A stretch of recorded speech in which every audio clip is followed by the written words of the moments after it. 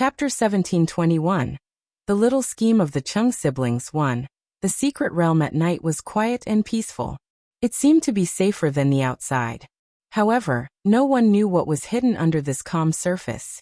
Lung Ruoxue was extremely suspicious of this place. Naturally, she wouldn't believe the calm on the surface. However, she wasn't going to be on edge either. After all, no matter how dangerous it was outside, it was impossible to disturb them. The demon pulled Lung Ruoxue into his arms and smiled. Swear, don't be afraid. No matter what kind of dragon's den or tiger's den this is, I will protect you. With you here, I'm not afraid. Lung Ruoxue was very cooperative. Even though she believed in her ability to protect herself, she was still very happy to hear the words of the person she loved. At this moment, there was a sudden knock on the door. Lung Ruoxue and the demon looked at each other, and then turned their attention to the screen. There were several small screens on the screen, each showing a different location. One of the small screens showed the image of the door. There was a middle-aged man at the entrance. He was tall and had a rough face.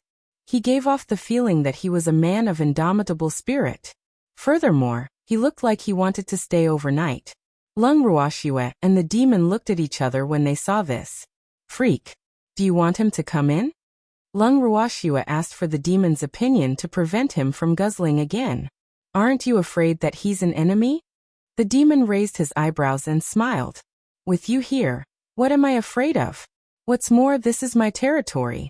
If he really does anything bad after entering here, he'll be the one to suffer. Lung Ruoxue said confidently. Then let him in. After all, it's not easy to meet a person in this secret realm. The demon nodded. They had been searching for a whole day in the secret realm, but they had not seen a single person. Unexpectedly at night, someone had taken the initiative to come to their door, although this person's motive was very suspicious. Yes. Lung Ruoxue nodded. Then with a thought, the door of the house opened. The middle-aged man who was waiting at the entrance looked at the open door, and walked in without a second thought. Lung Ruoxue saw this scene through the light screen and smiled. He's quite bold to walk in like this. As the saying goes, the skilled are bold. This man's strength is not ordinary. He saw through the middle-aged man's disguise and smiled mysteriously. What? Lung Ruoxue looked at the demon thoughtfully. In her eyes, the middle-aged man was only at the God-King level, but the demon seemed to be quite at ease with him. At this moment, Lung Ruoxue's thoughts changed again, and the middle-aged man was moved into the garden. When he first arrived at the garden, the middle-aged man was still in a daze. However, in the blink of an eye, he regained his senses. When he saw Lung Ruoxue, he was momentarily surprised, but he quickly returned to normal. Little girl, I didn't expect to meet you again so soon. When the middle-aged man saw Lung Ruoxue, the corners of his mouth curled into a smile. You are the senior who lives in the trench? Lung Ruoxue wasn't too sure, but she could clearly remember the low voice. It's this old master. The middle-aged man nodded. Thanks, I didn't think we would be so fated with senior. After confirming this, Lung Ruoxue's heart was greatly relieved. Even though she didn't know why this senior would suddenly enter the mystic realm, she was still very happy that the first person she met here was someone she knew. I didn't expect it either. No wonder the little girl said you have a way to protect yourself, so you have such a divine tool. The middle-aged man exclaimed in surprise. Before he asked Lung Ruoxue to stay, he had doubted the authenticity of this place. Even after he had entered, he had maintained a trace of vigilance. However, with his strength, he was confident that he could deal with anything that was amiss here. Hence, after the door opened, he walked in without hesitation. However, after seeing Lung Ruoxue, he was relieved. At the same time, he was glad that he was lucky. Otherwise, he would have to sleep in the open in this unfamiliar secret realm. This house was given to me by the Armament Guild's great elder. Now he and my godfather are trapped in the secret realm, so I have no choice but to enter the secret realm to find out what's going on. Lung Ruoxue explained. So that's how it is. Little girl, you're so loyal, it's not in vain that they dote on you. The middle-aged man praised. Originally, he had a very good impression of Lung Ruoxue. Now that he heard of Lung Ruoxue's purpose in coming to the mystic realm, His impression of her improved even more. After all, with her strength, she dared to enter this unknown mystic realm. Just based on this courage alone, she was worthy of others' respect. Senior praises me too much. In fact, the reason I dared to come here is only because I have some means of self-protection. Otherwise, with my strength, I would undoubtedly be courting death. Lung Ruoxue replied politely. Haha. Little girl, you don't have to be so modest. Seeing how polite Lung Ruoxue was, the middle-aged man couldn't help but smile. Lung Ruoxue couldn't help but wipe away the cold sweat on her forehead. She wasn't being humble, all right? She was clearly telling the truth. However, she would not argue with this mysterious expert over such a small matter. Therefore she changed the topic and said, Senior, I'll arrange a room for you. You should rest early. Good. Sorry to trouble you, little girl, but you can call me Uncle Long. The middle-aged man reminded. Uncle Long. This way, please. After Lung Ruoxue finished speaking, she brought Uncle Long to the guest room.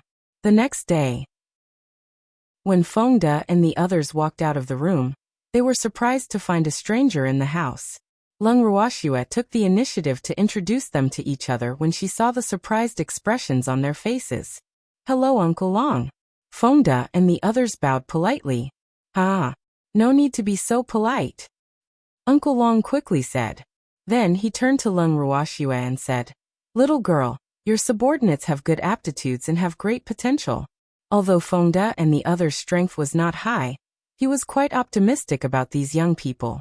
At this moment, the little dolphin ran out from the bracelet. Of course, it was the one who had strongly requested Lung Ruoxue to let it out to meet this legendary figure. Seeing a mini dolphin circling him curiously, Uncle Long's face darkened. Finally, he couldn't help but say, Little guy, have you seen enough? Is there grass on my face? For you to look at it so carefully. Hearing Uncle Long's teasing, the little dolphin was greatly provoked. Was this the legendary master with a bad temper? How did this happen? Was there a mistake somewhere? The elders of their families didn't describe it like that. Or was it a fake? At this thought, the little dolphin suspiciously sized up Uncle Long again. Little guy, if you keep looking at me like that, I won't give your master any face. Uncle Long threatened. In other words, he was saying, if you continue to size me up, I'll teach you a lesson. Chapter 1722. The Little Scheme of the Chung Siblings, 2. When the little dolphin heard this, its suspended heart was slightly relieved. It looked like he was still that old. Senior. It was just that he was giving face to his master. So he put on such an affable appearance. After confirming, the little dolphin ran back to its master's arms, not even looking at Uncle Long. AI. Who asked Uncle Long's reputation to be so frightening? There was no one in the entire endless sea who wasn't afraid of him. After everyone was done looking around, Uncle Long turned to Lung Ruoxue and said, Little girl, where do you plan to go next? We don't have any purpose, so we just go wherever we want. Lung Ruoxue answered honestly. In reality, she really did not know where to go. Yesterday, they had been wandering around the secret realm like headless flies for an entire day. It was a pity that they had not found anything. In that case, let's go together. I have a talent that can find places with people. Therefore, everyone can take fewer detours. Uncle Long explained. After all, he was very clear that Lung Ruoxue and the others had come in to look for someone. That was his purpose as well. Really? That's great. When Lung Ruoxue heard that Uncle Long had such a talent, she was overjoyed. In this secret realm, Qingju's abilities could not be displayed at all. Otherwise, they would not have wandered around the place yesterday. Furthermore, if Uncle Long's talent was really that useful, it would be much easier for them to find someone. Ha ha ha. Otherwise, how do you think I found you guys yesterday? Uncle Long laughed out loud. Lung Ruoxue's shock had lifted his mood. Uncle Long, I'll have to trouble you to take care of her in this secret realm. Lung Ruoxue said, trying to please him. Her words had indeed pleased Uncle Long. Ha! Good. As long as you can get me more food. Uncle Long said with a drooling face. He hadn't eaten human food for many years, and he was still brooding over the taste of that breakfast. He couldn't help but drool even when he thought about it. Uncle Long, I have a lot of food here, so you can eat as much as you want. Lung Ruoxua chuckled. Little girl, you said it yourself. Uncle Long has a huge appetite. If I really eat too much, don't be reluctant to part with me. Uncle Long said the ugly words first. He didn't eat his fill in the morning. I want tea. You can eat as much as you want, Uncle Long. Lung Ruoxua promised. In reality, she didn't think that Uncle Long's appetite would be that big. However, after interacting with him for a few days, she realized that she was wrong. It turned out that Uncle Long's appetite was ridiculously huge. After the introductions, everyone chatted for a while more before they continued on their way. 3 days later, Lung Ruoxua and the rest still did not see a single person. Uncle Long, it's been 3 days, why haven't I seen anyone yet? Fengde walked to Uncle Long's side and couldn't help but ask. In the past 3 days, they had become very familiar with Uncle Long, so it was quite easy for him to ask such a question. What's wrong? You can't wait anymore? Uncle Long raised his eyebrows and smiled. A little. It's already been 3 days and we haven't even seen a single person. There's no way to ask anyone about the situation here, sigh. Fengde sighed.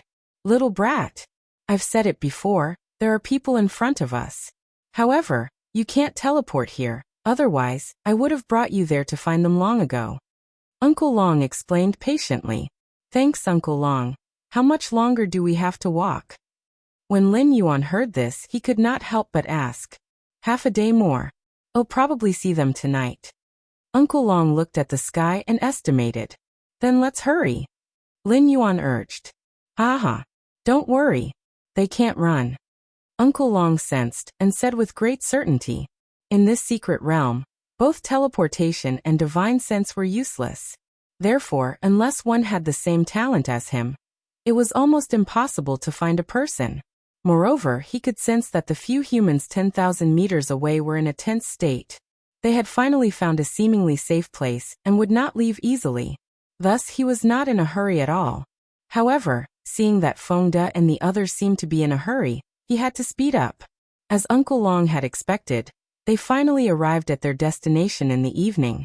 It was a small hill that was half the height of a person. At this time, there were 8 people resting there. 7 men, and 1 woman among the 8 people looked extremely miserable. After seeing them, they clenched the weapons in their hands vigilantly and stared at them with an unfriendly gaze. Who are you people? The one who spoke was a young master who looked to be in his early 20s. Although he was very handsome, his disheveled appearance greatly reduced his handsomeness. Chingy, what are you doing here? Cheng Xian, who was walking in the middle of Fengde and the others, said in surprise when he saw the man who spoke. Young master, you're here too?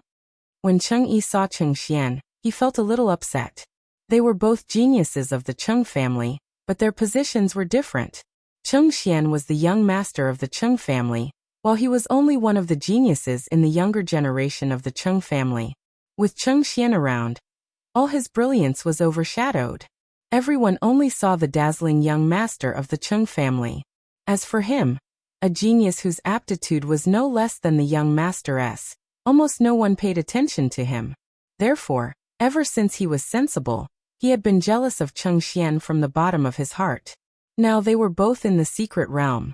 He was in a sorry state, but the clothes on Cheng Xian's body were not even wrinkled. What was even more unacceptable to him was that he could not see Cheng Xian's strength. What did this mean? He didn't dare to think too deeply. At this time, the woman beside him couldn't help but speak. Big brother, young master. I didn't expect to see you here. Xianer is so happy. The woman named Xianer said. Cheng Xian looked at the woman in front of him and frowned. He didn't expect to see them here. The 2 people talking were brother and sister, and they were cousins who were closer to him. However, he never liked to be close to them. After seeing them here, he was more unhappy. Did the old ancestor bring them here? That old man wouldn't be so brainless to bring these 2 burdens here, right? Cheng Xian couldn't help but think in his heart. However, when he saw the other people around Cheng Yi and his sister, he understood that they must have heard the news from somewhere and came here by themselves. The people around them were the elders of Cheng Yi's maternal grandfather, the Xiao family. Young Master Cheng. Long time no see.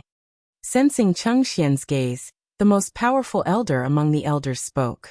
Third Elder Chao, what are you doing here? Cheng Xian asked directly.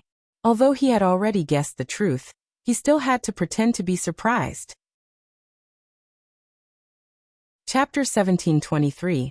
The Little Scheme of the Cheng Siblings 3. We happened to learn about the secret realm, so the clan leader sent us here to explore. But we didn't expect this place to be so dangerous. The Xiao family's third elder said with a lingering fear. When he saw Cheng Xian and the people around him, his heart that had been hanging for a long time finally relaxed a little. Although the strength of the people Cheng Xian had brought was not very high, it was still better than their entire army being annihilated and becoming a commander of light. I see. Cheng Xian knew that the cunning old man wasn't telling the whole truth, but he didn't bother to expose him. Instead, he politely replied, Young Master Cheng, are they the subordinates you brought here? The third elder of the Xiao family looked at the person beside Cheng Xian and asked curiously, No, they are my friends. Cheng Xian chuckled. Big brother young master, you're the young master of the Cheng family. How can you make friends so casually? Besides, even if he wanted to make friends, he should at least make friends with people of similar strength and family background. These people are not worthy of being your friends. Hearing this, Cheng Xian immediately said in dissatisfaction. Xian don't talk nonsense.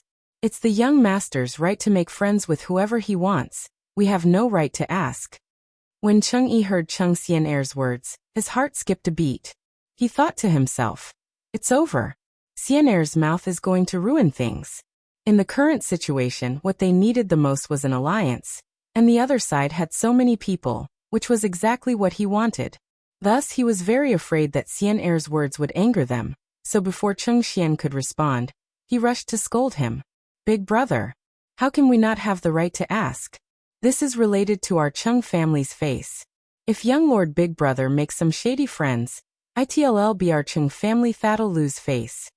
Cheng Xian heard her own brother blaming her for an outsider, and her heart was filled with dissatisfaction. You have no right to ask what kind of friends I make. As for whether or not we'll lose face for the Cheng family, it's not something that can be decided with just a few words. Cheng Xian said coldly. As he spoke, he couldn't help but steal a glance at Leng Ruoxue and the others. He knew the background of these people and knew how cruel and merciless they were. However, he wasn't afraid that Leng Ruoxue and the others would do anything to Cheng Xian in a fit of anger. Instead, he was afraid that Leng Ruoxue and the others would blame him for this. If that happened, the heavens would take pity on him. This really had nothing to do with him. He was innocent. After making sure that Leng Ruoxue and the others weren't angry at Cheng Xian's words, he finally felt at ease. However, he still felt a little guilty. After all, Cheng Xian was a member of the Cheng family. Actually, it wasn't that Leng Ruoxue and the rest weren't angry. It was just that they felt that there was no need to be calculative with a brain-damaged woman, since they were in the mystic realm. After all, the mystic realm was the place they should be most concerned about. As for this brain-damaged woman, they would just let her run her own course. They didn't need to be too concerned. Young Master Cheng, Xian has always been direct, I hope you don't mind. The Xiao family's third elder saw that Cheng Xian's expression was a little ugly, and he secretly glared at Cheng Xian who didn't understand the situation, and tried to smooth things over. I know she's direct, so I can let her go no matter what she thinks. After all, we're all members of the Cheng family. How can there be overnight hatred? However, the person she mentioned just now is my friend, so I can't just ignore this. Cheng Xian said very seriously. Hearing Cheng Xian's words, Elder Chao Sen hurriedly said to Cheng Xian Xian quickly apologized to young Master Cheng's friends. Third Grandpa, I didn't do anything wrong. Why do you want me to apologize? Cheng Xian said with an aggrieved expression. What you said just now was very impolite, so you must apologize. Chao Sanzhong raised his face and said in an extremely displeased manner. When they first entered the secret realm, they had brought no less than 100 people with them. Although the majority of them were god kings, almost all of them had died in less than a month. This fact had given him a whole new understanding of the secret realm. As a result, he was rather excited when he saw Cheng Xian bring so many people. What did this mean? This meant that their chances of survival had increased. In this secret realm, there was no lack of experts. However, there was a lack of cannon fodder. And now, Fengde and the others had become excellent cannon fodder in his eyes. That was why he was so strict with Cheng Xian. He didn't want them to run away in anger because of Xian Er's rudeness. It was not easy to see a person here. I'm telling the truth. You want me to apologize? No way. Cheng Xian Er's eyes were slightly red, and tears were welling up in her beautiful eyes. It was as if she would be flooded with water if Third Elder Chao said a word to her. As the young miss of the Cheng family, she was now being reprimanded by an elder of her mother's family. To be honest, she felt very unbalanced in her heart. However, who asked her mother to have a low status in the family? They had to rely on the power of their mother's family to stand firm in the Cheng family. This decided that they had to look at the face of their maternal family sometimes, even if they were from the Cheng family. As for their maternal ancestor, the Xiao family, although it was not ranked among the 8 great divine regions, it could still be considered a top-tier family in the divine realm. Furthermore, it had been passed down for many years. As a result, its status in the divine realm was only second to the 8 great divine regions. The siblings relied on the maternal family in many ways. That was why the elders of the maternal family dared to reprimand her in front of outsiders. This fact also made her quite angry. Thanks seeing Cheng Xian Er's stubbornness, Third Elder Chao had no choice but to send a voice transmission to Cheng Xian Er. He explained the relationship between the two parties and asked her to put the overall situation first. After Cheng Xian Er heard Third Elder Chao's explanation, she unwillingly lowered her noble head. I'm sorry for being impolite just now. Cheng Xian Er's face was slightly red as she said in embarrassment. She was indeed a young lady from an aristocratic family. She was very flexible and could bow and stretch. When she apologized, she looked very sincere. However, the flash of resentment in her eyes was still caught by Lung Ruoxia, who was watching coldly from the side. It seemed that the acting skills of the young masters and young ladies of the big families were extraordinary. It was a pity that there were no Oscar awards in the divine realm. Otherwise, she would definitely award the best actor and best actress to them. With such acting skills, it would be a waste if they were not stars. Lung Ruoxia secretly thought to herself, but her beautiful eyes were sizing up the Cheng siblings. They had some similarities with Cheng Xian in terms of appearance. If Cheng Yi had not been in such a sorry state, he would have been an elegant young master. As for Miss Cheng, she was as beautiful as a flower and could cause the downfall of a city. Coupled with her sorry appearance, it would make men cherish her more. However, the men around her who did not know how to be tender to women were exceptions. As she thought of this, her beautiful eyes turned to Ning Haolan, who was hidden among the crowd. She thought to herself, this guy seems to be a man who knows how to take care of women. I just don't know if this Miss Cheng is his type. Sensing Lung Ruoxia's gaze, Ning Haolan broke out in a cold sweat. What was this woman trying to do by sizing him up? He was so scared. Just as Ning Haolan's heart was in a mess, Cheng Xian saw that her apology didn't get a response from the other party, and she became even more furious. These people really didn't know what was good for them. The dignified Miss Cheng apologized to them, but they completely ignored her. This made her feel like she had lost face, and the anger in her heart slowly brewed and burned. I'm sorry. I was being rude just now. Cheng Xian suppressed her anger and repeated, it doesn't matter. We can understand that Miss Cheng is doing this for young Master Cheng's sake. After all, it's really unfair for us to befriend young Master Cheng with our status. Seeing that no one wanted to pay attention to this Miss Cheng, Lung Ruoxia could only reply with kindness. Lung Ruoxia's words made Cheng Xian break out in cold sweat. When Cheng Xian heard Lung Ruoxia's reply, she felt a sense of relief in her heart. The woman who spoke seemed to know her place. She liked this kind of woman. However, when she saw Lung Ruoxia's face, she did not like her that much. Damn it! How could this woman be so beautiful? And the man beside her was simply a match made in heaven with her. The two of them stood together so well matched and extremely eye-catching. However, looking at their clothes, She also knew that they were not from a top family. With this thought in mind, her heart felt a little more balanced. Moreover, she found another familiar face among them.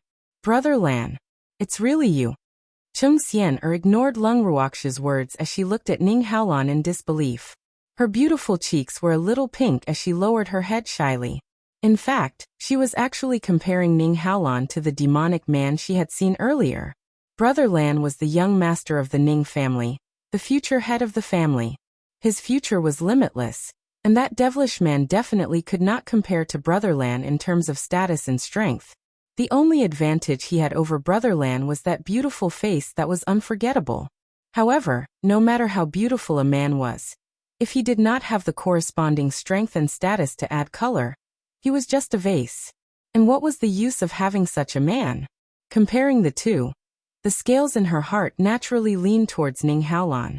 As for that woman, other than being more beautiful than her strength and family background were definitely not comparable to hers. After thinking about it this way, her jealousy towards Lung Ruoxia faded. After all, she valued a man's strength and status more because it meant that she would have the chance to share this honor.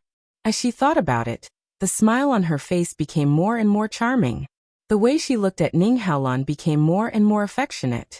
When Lung Ruoxia saw her like this, she knew that she had fallen for Ning Haolan. It was still all right. Lung Ruoxia heaved a sigh of relief. As long as he didn't have any ideas about the evildoer. As for which man Chung Xian-er had taken a fancy to, that was none of her business. Chapter 1724. Greed 1. Lung Ruoxia was relieved, but Ning Haolan was conflicted. He knew that his status was an irresistible attraction to some women. However, this Chung Xian-er's direct and unconcealed gaze on him still caused him to feel an indescribable irritation. Although there were many women who were interested in him, it was rare for her to be so direct.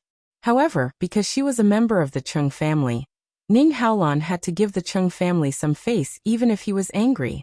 Seeing Ning Haolan remain silent after hearing her words, Chung Xian-er felt a little upset. However, she knew that the young master of the Ning family never liked to talk, so she didn't mind too much. After all, in her eyes, women should take the initiative. Wasn't there a saying that went take the initiative? There was a thin veil between a woman and a man. And since there was only one veil, she had to break it no matter what. At this thought, she walked over to Ning Haolan's side, her smile as bright as a spring flower, and said gently, "Brother Lan, it's so good to meet you here." With that, she lowered her head shyly, not daring to look at Ning Haolan. Seeing her like this, Chung Xian was full of disdain. Stop pretending. It's not like Hao Lan didn't know what she was. In fact, the young masters of the 8 great divine regions had heard about the character of the young ladies of each family. After all, one of them could become the marriage partner of the family in the future. Therefore, when they were very young, people would gradually report the situation of the young ladies of each family to them. As for those daughters from rich families, although many of them were good at acting, even good actors would reveal their flaws sometimes. Therefore, it was not easy for those young ladies to hide their true nature. As for this Chung Xian-er, she was one of the most outstanding in acting. On the outside, she appeared to be a dignified and virtuous woman, well-behaved and cute, but in reality, she was quite overbearing in private. Moreover, she was a woman with a strong desire for power and a strong sense of vanity. However, she had probably suffered a great shock in the secret realm, so she had almost exposed her true nature just now. But no matter how she tried to hide it, it was useless. This was because Hao Lan would never like her. What a coincidence! The corner of Ning Haolan's mouth twitched slightly as a form of greeting. Yup, Brother Lan. It's better to meet by chance than to invite you. Since we've met, it's fate. Let's go together in the future. Chung Xian-er said passionately. At this moment, there was only Ning Haolan in her heart and in her eyes. No one else was worthy of her attention, including Chung Xian. Miss Chung, I'm here with my friend. Ning Haolan said in a soft voice. He was trying to say, I can't leave my friend behind to be with you. However, Chung Xian-er wouldn't be able to read between the lines. In other words, even if she did, she would ignore it. It doesn't matter. Since we're fated to meet, we can travel together. Without waiting for Cheng Xian'er to speak, the third elder of the Xiao family spoke first. Furthermore, his words were a statement and not a question. It was clear that he didn't want to give Leng Ruoxue and the others a chance to reject. After all, cannon fodder was hard to come by. When Ning Haolon heard this, he suppressed his displeasure and looked at Leng Ruoxue and the others. When he saw Leng Ruoxue nod, he said, "All right then. Since third elder Chao has graciously invited us, we'll respectfully accept. However, if we find any treasures in the secret plane, how are we going to split them among so many of us?" Then Ning Haolon changed the topic and revealed the fact that the third elder of the Xiao family had deliberately ignored. Naturally, it will be distributed according to contribution. The Xiao family's third elder said after thinking for a moment. The reason why he said this was because he had too few people on his side. If it was distributed according to the number of people, his side would definitely suffer a loss. If it was distributed according to the contribution, his strength was clearly above theirs.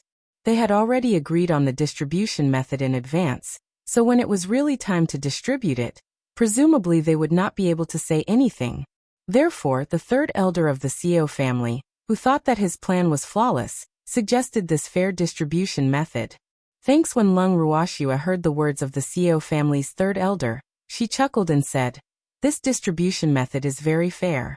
Let's do it this way." In fact, she didn't think that she would be able to find anything good here. Hee. I still don't know young lattice's name? Seeing that Leng Ruoxue had made the final decision and that no one else had objected, the Xiao family's third elder was suspicious. Did this woman's words carry so much weight? He was surprised that young Master Ning and young Master Qing didn't have any objections. "My surname is Leng," Leng Ruoxue said with a smile. Cold. Upon hearing this surname, Elder Chao San racked his brain, but still could not think of any top family in the divinity with the surname Leng. Our Leng clan has yet to establish a clan in the divinity. Leng Ruoxue explained when she saw the doubt in third elder Chao's eyes. Oh. Leng Ruoxue's words caused third elder Chao's enthusiasm towards her to drop. He had originally thought that since she was close to young Master Ning and young Master Cheng, she was also a young lady from some top family. Who knew that he was actually a rogue cultivator, who didn't even have a family? But this was good too. People without a family background were easy to mess with, right? The Xiao family's third elder saw that Leng Ruoxue and the others were of no value to him, so he treated them coldly and turned to Ning Haolon instead. He walked to Ning Haolon's side and started chatting with him with a smile on his face. Leng Ruoxue and the others saw this and tactfully walked to a corner. They each found a seat and sat down. Grape and the others even took out some food to prepare for dinner. "Miss, this whatever third elder Chao is really looking down on people," Fengde said indignantly. "Isn't this just right? I don't intend to have any deep friendship with them." Leng Ruoxue said with a smile. This little girl is still the most open-minded one, kid. You haven't trained enough. One must know that no matter where one was, there would always be people with eyes on top of their heads, so it was better to stay calm. Besides, these people aren't worth your time," Uncle Long said earnestly. In fact, other than being able to find out where there were people here, he was also very talented in recognizing people. Thus, he only needed a glance to know that he could only make use of these people from the Xiao family. "I'm very calm, and I don't want to make friends with them. I just think that this person is a little too realistic. Once they heard that we didn't have a family, they ignored us." Fengde was a little speechless. He had seen many people in his life, but this was the first time he had seen such a realistic person. In the divinity, family is very important. If a cultivator without any background wants to stand out, he must have someone to rely on. Otherwise, why do you think so many experts want to rely on a more powerful top force? It's precisely because those powers can provide them with even better resources that many experts would rather be a guest minister in a top clan than wander around the divine realm alone. Furthermore, the greatest benefit of having an attachment is that it will make the enemy forget about them, Uncle Long said with a smile. Chapter 1725, Greed 2. Oh, What if the enemy is so powerful that even the family they are attached to is afraid of them? Feng De asked curiously. Hearing Feng Da's question, Uncle Long was stunned. Not many people would be stupid enough to make such an enemy. If he really did, it could only be considered his bad luck. Under such circumstances, the family could only choose to sacrifice him. Then aren't the people who are sacrificed very pitiful? Feng De said with a hint of sympathy. That can't be helped. Even if the one who got into this trouble was a direct clansman, there's no room for discussion about the sacrifice, let alone a guest attached to his own family. Uncle Long sighed. This was the tragedy of a big family. If we get into big trouble, my lady will never choose to sacrifice us. Feng De said with certainty after hearing what Uncle Long said. How many people do you think are like this little girl in this world? Uncle Long asked, a little speechless. After interacting with them for a few days, he had a basic understanding of these people, and was also very clear of Lung Ruoxia's position in the hearts of her subordinates. However, that little girl was indeed a person worthy of trust, and his impression of Lung Ruoxia was also very good. There were only a few. Moreover, when our forces grow stronger in the future, only hierarch-level cultivators can be our guest elders. We don't even want a divine emperor. Feng De said happily, Reverend God. Uncle Long's eyes widened as he laughed and scolded. You really dare to think? The Reverend God-level cultivators in the divine world, including humans and magical beasts, are less than 100 people. Moreover, all the major forces regard Reverend God-level cultivators as their clan treasures. Do you think a Reverend God-level cultivator would want to be a guest? Even in the 8 great divine domains and the 4 great royal families of the magical beasts, hierarch-level and hierarch-level divine beasts are all ancestor-level divine beasts. Which family do you think would let their own ancestor be a guest minister? Feng Da's whimsical thinking made Uncle Long feel very helpless. However, he quite admired this little guy's courage to think like this. Thinking about things that others didn't dare to think about was also a kind of courage. Are there any reverent gods in the divine realm? Lung Ruoxia suddenly asked after hearing what Uncle Long had to say. The so-called reclusive hierarch was an expert who kept a low profile, and was not known to the public. Even if he had broken through, he had not told the world. There are many low-profile and mysterious forces in the divine world, and the hierarch gods of those forces are almost unknown to the public. Even the people of those forces are very low-profile, but their reputation is not small. And these forces, whose details are unknown, are often the ones you can't offend the most. Uncle Long said seriously, Little girl, when walking in the divine world, the most important thing is to endure. Do not offend people easily. Even if you have to provoke them, do not leave behind any evidence. You must eliminate the roots, or else there will be endless trouble in the future. Uncle Long added, and Lung Ruoxia nodded. At this moment, the food for the grapes was almost done. The fragrance quickly attracted the attention of the third elder and the rest. Elder Chao San squinted his eyes as a glint flashed across them. He had not expected that these people would have such fresh food in their hands. It was really infuriating to compare. Before they entered the secret realm, because they had fantasized too much about this place, they had not brought any other food except for some dry food. They had originally thought that if they were hungry, they could at least get some beast meat to eat. In the end, they did not even see the shadow of a beast. They had been here for almost a month, and they had eaten a lot of dry food for several days. Fortunately, with their cultivation, they would not feel hungry even if they did not eat. However, they had cultivated from ordinary people after all. Therefore, food was an indispensable thing for them. Although they did not eat it every day, they would occasionally satisfy their craving for food. Thanks, the dry rations that they had brought with them were not enough to pique their interest. However, the food that these people had prepared had attracted their cravings. The smell alone was enough to make them drool. Even if they were at home, they would not be able to make such delicious food. At the same time, Elder Chao San walked towards Lung Ruoxia and the rest and sat down beside them. He then said, What did you make? It smells so good. It's just some simple food, it's not worth mentioning. Lung Ruoxia chuckled. To be able to make such simple food so delicious, his skills are not ordinary. Elder Chow San praised, but his eyes were fixed on the pot in Green Peach's hand. Third Elder Chow has spoken too much. Let's use some together. Lung Ruoxue said helplessly. This old man must have been hungry for a long time. His eyes were actually green with greed when he saw food. She wondered if they would snatch it from her if she did not take the initiative to invite them to eat. Then we won't be polite. After Elder Chow San finished speaking, he actually took the initiative to pick up the bowl of green peach and filled it up for himself.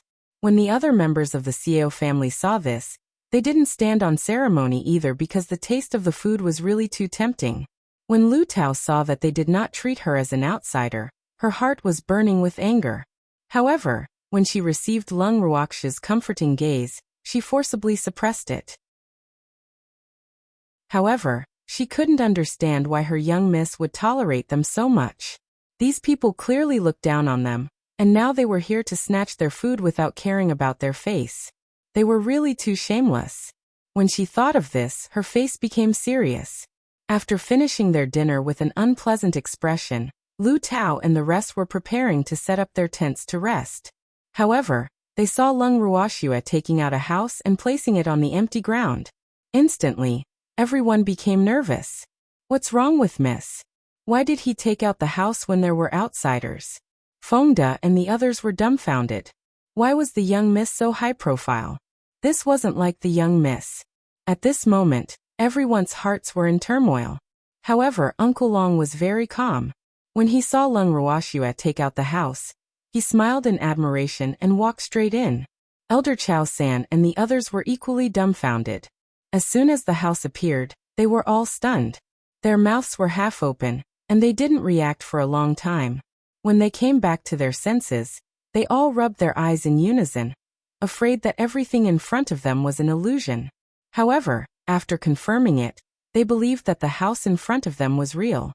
After confirming the authenticity of the house, the experienced and knowledgeable Elder Chow San suddenly recalled that there seemed to be a kind of legendary spatial divine artifact that could allow people to live in the shape of a house. However, it was said that the materials used to refine this divine artifact were extremely difficult to find. Moreover, in this world, the craftsmen who could refine spatial divine artifacts that could allow people to live in were as rare as phoenix feathers and qilin horns. So, who had refined this house? His heart was filled with question marks. For a moment, the Xiao family's third elder's heart was filled with all sorts of feelings. The sourness in his heart rose uncontrollably from the bottom of his heart. He was jealous. Moreover, he was extremely jealous. A little girl without any status like her actually possessed a spatial-type divine artifact that could make people in the divine realm go crazy for. This was truly too inconceivable. What right did she have? Chapter 1726. Greed 3. The more he thought about it, the angrier he became. The third elder of the Xiao family was so jealous that he was about to go crazy.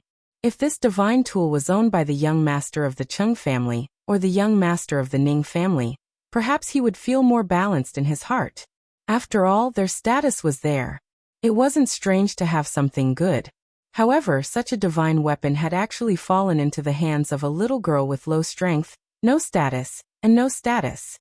This made him feel extremely unbalanced in his heart. In fact, from his point of view, if this divine weapon could be owned by him, the effect it could display would definitely be much greater than if it was in Lung Ruoxue's hands. Furthermore, if their Chow family had this spatial-type divine weapon, their status in the divinity would probably be even higher. It was not impossible for them to become the 9th great divine realm. Even in this secret realm, if they had that divine artifact in their hands, they would be like tigers that had grown wings, and their chances of survival in the secret realm would also greatly increase. The many benefits made Third Elder Chow's heart move. Thinking of this, his heart was filled with greed. Young Lady Lung, if I'm not wrong, this house should be the legendary spatial-type divine artifact, right? The Xiao family's third elder deliberately put on a surprised expression and asked very cautiously. Third Elder Chow has a good eye, not bad. This is the legendary spatial artifact that can allow people to live in it. Lung Ruoxue replied with a smile.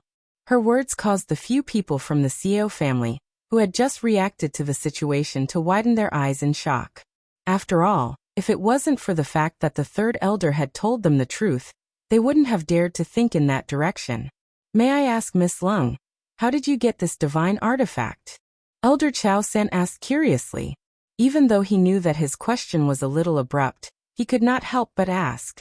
I spent a large amount of money to ask the craftsman from the Craftsman's Guild to help me refine it. For this divine artifact, I went bankrupt. Lung Ruoxue complained. If I can get such a divine weapon by going bankrupt, it's worth it. Third Elder Chao said enviously. Even if the Xiao family were to go bankrupt, they would not be able to obtain all the materials needed to refine this divine weapon. When he thought of this, he became even more jealous of Lung Ruoxue. Why was her luck so good? However, her good luck is also coming to an end, Elder Chao San thought to himself hatefully. Third Elder Chao, we plan to sleep inside today. As for you, if you are interested, you can also come in and sleep. Lung Ruoxue invited him enthusiastically. Then I'll have to thank Miss Lung. Elder Chao San thought for a moment and agreed. Even though there was a certain risk in entering an own divine weapon, they had been on high alert for a while. Everyone was on edge, and their minds were in a state of tension. This was extremely disadvantageous to them who were in the secret realm. Hence, they really needed a good rest. Moreover, with Cheng Xian around, he believed that Lung Ruoxue would not dare to harm them even if she gave Cheng Xian face. Please, Fengda, arrange rooms for Elder Chao San and the others. Lung Ruoxue ordered. Yes. Fengda replied unwillingly. Then he said to Elder Chao San and the others, Third Elder Chao, I'll take you to the guest room. Thank you for your trouble. Elder Chao San cupped his hands in a slight bow. As she watched the Xiao family and the Cheng family siblings leave, Lu Tao pouted and asked in confusion, Miss, why did you take out the house and let them move in? I think that whatever third elder clearly doesn't have good intentions. When he sees this house, he might even be tempted by the money. She was very worried. What are you afraid of? I'm the owner of this house, and since they've moved in, they naturally have to listen to my arrangements. Lung Ruoxue said disapprovingly. Go and rest. The most important thing is to take care of your spirit. Lung Ruoxue continued. After she finished speaking, she pulled the evildoer back to her room. In the room, the evildoer hugged Lung Ruoxue and chuckled. Schwer, aren't you afraid that they'll have bad intentions and want to take this house for themselves? Thanks, even if they have the intention, they have to have the ability. Lung Ruoxue said with confidence. Actually, she was willing to let those people stay here not because she was kind, but because she felt that it was not easy to meet someone in this mystic realm. Moreover, she had yet to figure out the true appearance of this mystic realm, and she had not found her godfather and the rest. Hence, if she could get along with these people, it was not impossible to temporarily work together with them. Now, it all depended on whether these people could withstand her test. While Lung Ruoxue and the demon were chatting, Cheng Xian'er, who was in the guest room, could not calm down. After Cheng Xian'er had washed up, she started pacing back and forth in the guest room. Her heart couldn't calm down no matter what, and her jealousy towards Lung Ruoxue had been reignited. What right did that woman have to possess such a divine weapon? Looking at the decorations in the guest room, all of them were carefully selected. The decorations inside were not inferior to those in her boudoir. Just the guest room alone was so exquisite.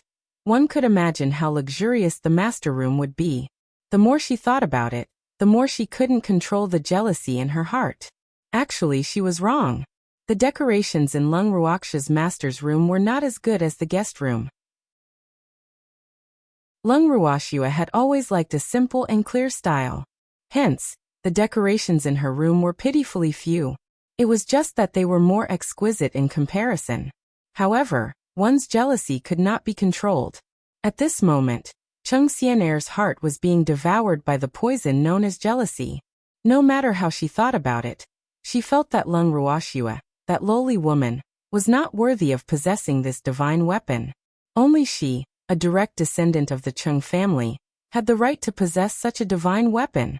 Although she and the third elder of the Xiao family had not discussed it, the two of them had coveted this house at the same time, and her desire seemed to be stronger.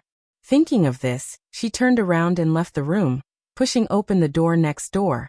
The person in the room next door was her brother. Seeing Cheng Xian'er enter uninvited, Cheng Yi, who was currently wearing his clothes and had his upper body bare, revealed an uncomfortable expression. "Xian'er, why didn't you knock before you came in?" Cheng Yi hastily put on his clothes and said unhappily, "Big brother, I'm your little sister. What are you being shy about?" Cheng Xian'er looked at her brother's expression and said disapprovingly, "Then you should knock," Cheng Yi said, leaving no room for discussion. "All right. Big brother, I was wrong." Cheng Xian'er didn't want to anger her brother over such a small matter, so she hurriedly apologized. Following that, she very seriously said, "I have something important to discuss with you." "What is it?" Seeing Cheng Xian'er's serious expression, Cheng Yi asked in confusion. "Big brother, what do you think of this divine artifact?" Cheng Xian'er was afraid that the walls had ears, so she directly transmitted her voice. "Of course it's good. This is a legendary spatial divine weapon. Not everyone can possess it," Cheng Yi replied. Chapter 1727 Greed for. What if this divine artifact can belong to us? Cheng Xian'er carefully probed. She didn't know if her brother would agree with her idea, but she knew that very few people could resist the temptation of such a divine weapon. "You want to buy it from Miss Lung?" Cheng Yi looked at his sister and asked. This was something that she had to go bankrupt to get. He didn't think that she would sell it. "Buy? I'm afraid we can't afford it." Cheng Xian'er laughed evilly. She thought to herself, this brother of mine is really honest at times. He actually thought of buying it. Even if he wanted to buy it, where would they find so much money? Then how do you want to get it? Cheng Yi's face was full of question marks. As long as that woman surnamed Lung dies, her divine weapon will become ownerless. At that time, won't it belong to us? Cheng Xian'er said. You think too easily. She has so many people around her. Do you think you can kill her?" Cheng Xian'er's words made Cheng Yi speechless. Although he was also somewhat envious of that divine tool, he knew his own limits and would not delude himself for such a ridiculous thing. In addition, he had always been a cautious person, so although he was envious of that divine tool, he had never thought of taking it for himself. Thus, his little sister's thoughts made him feel quite uneasy. The people around her aren't very strong, so it's easy to deal with them. However, I've never thought of killing her personally. Cheng Xian'er laughed evilly. With Brother Lan here, how could she possibly let him see her dark side? In front of Brother Lan, she would always be the well-behaved and cute Xian'er. Then what do you want? Cheng Yi was shocked and asked nervously. The monsters in this secret realm should like them a lot. Cheng Xian'er laughed evilly as she spoke her thoughts. You're crazy. If we really attract those monsters here, we'll lose our lives. Cheng Xian'er's crazy thoughts caused Cheng Yi's heart to beat wildly, and his face turned as black as ink. Even now, he still had a lingering fear of those monsters. He couldn't even hide from them. His little sister actually wanted to use them to kill Lung Ruoxue and the rest. How was this possible? How could those mindless monsters that only knew how to kill listen to his sister? This was simply wishful thinking. We want tea.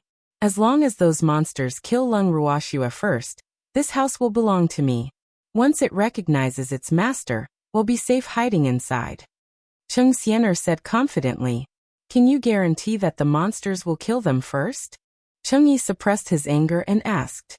His sister's idea was too stupid. He would never agree to it no matter what. After all, they had already experienced the dangers of this mystery realm. Therefore, what they needed the most now was allies, and not greed at the sight of wealth. If they could not even keep their lives, what was the use of obtaining many treasures? Only a fool would do something like that. Thanks, although I'm not 100% sure, we can think of a way. Cheng Xian'er said. Xian'er, I won't allow you to have any ideas about this divine weapon. In this secret realm, the first thing we have to do is to ensure our survival. Therefore, we must get along well with them. Only then will our chances of survival increase greatly. After listening to Cheng Xian'er's words, Cheng Yi sternly warned her. Scheming against an ally and scheming at the sight of wealth was an extremely unwise move in this dangerous secret realm, so he would not allow Cheng Xian'er to have such thoughts. All right, I'll just give up. Seeing that her brother did not agree, and his attitude was very unyielding, she could only go along with it. Xian'er, it's also a good thing for us that Miss Lung has this divine weapon. At least, we don't have to be so afraid when we're with them, and our chances of survival have increased. Therefore, we must treat them as allies and work together in this secret realm. Only in this way can we leave this place alive. Cheng Yi was afraid that his sister was still thinking about other people's divine artifacts, so he had to make his words more clear. I know, Cheng Xian'er nodded her head. Of course she understood this logic. However, in her heart, she felt that if the divine weapon was in her hands, their chances of survival would be higher. However, since her brother did not support her idea, she could only bury this idea in her heart for the time being. However, it was absolutely impossible for her to give up. Both parties seemed to be living in harmony for a few days. Lung Ruoxue had a better understanding of the mystic realm. However, she had yet to see a single one of the monsters that the other party was talking about. During the day, they searched for clues in the secret realm, and at night, they all went into their rooms to recuperate. Just like that, half a month's time passed quickly. Although Third Elder Chow had only lived in the house for half a month, the more he knew about the house, the deeper his desire for it grew. However, he did not dare to show it or reveal his thoughts to anyone. However, his attitude towards Fengde and the others was much friendlier. Every day, he would go to Fengde and the others and chat with them enthusiastically. He would inquire about the other party's news without batting an eyelid. But after a few days, he was disappointed to find out that he didn't get any useful information. On the contrary, he let the other party get a lot of information. Moreover, in order to win their trust, he almost told them about the Xiao family's background. This fact made him extremely depressed, but at the same time, he became more courageous. Fengde and the others enjoyed Elder Chow's enthusiasm. They answered all his questions, but unfortunately, they did not answer his questions. As the two sides continued to play the game of Tai Chi, they were getting closer and closer to a valley. Chapter 1728, Scheme 1. It was a valley in the shape of a. On all four sides, there were small mountains that were half the height of a person. In the middle, there was a flat and deep valley that was about 2 meters deep. The valley was full of unknown flowers and plants, and the scenery was particularly beautiful. Fengde and the others were amazed, but no one planned to go into the valley first. However, Cheng Xian'er and the others were somewhat eager to try. Let's go down and take a look, Cheng Xian'er said impatiently. Miss Cheng, we don't even know if this valley is safe, and you dare to go down? Fengde glanced at Cheng Xian'er from the corner of his eyes as he spoke with a hint of ridicule. There's no one around this valley. What's the point of going down to take a look? Cheng Xian'er said in a somewhat unconvinced manner. On the way here, these damned guys had always looked at her as if she was an idiot. Now they were even directly mocking her. This was truly preposterous. If it wasn't for that divine artifact, would she, a young lady of the Chung family's direct line, need to put up with their attitude? She thought indignantly in her heart, and the anger in her heart grew. If you want to go down, then go down, Fengde said lightly. He had no intention of stopping her. You guys aren't going down? Cheng Xian'er narrowed her eyes and asked in a slightly displeased tone. We didn't say we were going down, Fengde said matter-of-factly. I didn't expect you to be so timid. Cheng Xian'er roared in anger. These people didn't want to go down, but they were encouraging her to go down. What was the meaning of this? Did he want her to be cannon fodder? She hated it in her heart. At this time, she had long forgotten that she was the one who wanted to go down and pushed all the blame on Fengde. No choice. Who asked us to be weak? Fengde said disapprovingly. You bunch of cowards. Cheng Xian'er was so angry that she clenched her teeth. In her eyes, this Fengde guy was just a piece of meat with no end in sight. Although she hated him to death, she couldn't do anything to him. This fact made her quite depressed. Hee. It's human nature to be afraid of death, and we're no exception. At this moment, Lin Yuan also said, Miss Chung, if you want to go down, then hurry up. It's a good opportunity for us to explore the way. Lin Yuan glanced at Chung Xian'er, whose expression was somewhat unkind from anger, and urged her to add fuel to the fire. You guys, Chung Xian'er was so angry that her face turned from white to red, then from red to black. The color kept changing like a palette. She took a few deep breaths and turned her gaze to Lung Ruoxue. Young Miss Lung, your subordinates are really useless. They're actually so timid. What's the use of having them? Chung Xian'er's words definitely had the suspicion of sowing discord. However, Lung Ruoxue only smiled faintly after hearing this and said, Then what about what Miss Chung said? What should I do with them? If they were my subordinates, I would have abandoned them long ago. Such timid people who don't listen to orders don't deserve to stay by my side. Chung Xian'er said with a face full of pride. Her head was held high like an arrogant peacock, so insufferably arrogant. I admit that they're timid, but I can't agree with you if you say that they don't listen to orders. When have they ever disobeyed orders? Lung Ruoxue's beautiful face was filled with question marks. Thanks, they don't even dare to go to the bottom of the valley. Aren't they disobeying orders? Lung Ruoxue's words stunned Chung Xian'er, and she couldn't help but ask. But I didn't plan to let them go down. Lung Ruoxue said with a faint smile. She was thinking in her heart, you're the one who wants them to go down, but you're not anyone to them. Why should they listen to your arrangements? Chung Xian'er was ruthlessly choked by Lung Ruoxue's words. After a long while, she finally recovered and said, We're already here. How can we not go down and take a look? What if there's a fortuitous encounter? In fact, when she said this, she was not very confident, but she would not give up if she did not go down to take a look. What if something good really happened? Wouldn't it be a pity to miss it? Miss Chung, we're not here to sightsee, nor for any strange encounters, so if you're interested in this valley, feel free to go down. We won't go down, we'll wait for you here. Lung Ruoxue said calmly, not at all moved by Chung Xian'er's words. In fact, she didn't want to go down for a reason. Uncle Long had told her that there were people in the valley, but there were two different auras.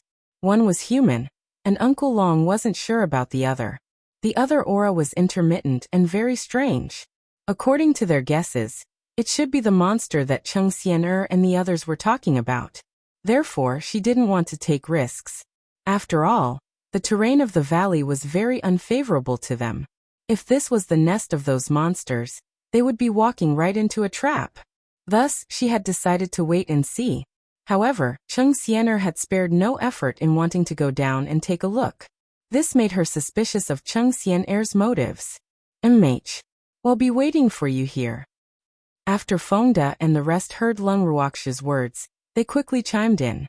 You bunch of cowards, if I find anything good after I go down, don't you dare fight with me for it. Chung Xian'er's pretty face was red with anger as she spoke with a look of disdain. Don't worry, Miss Chung. Even if you find something good, we won't fight for it.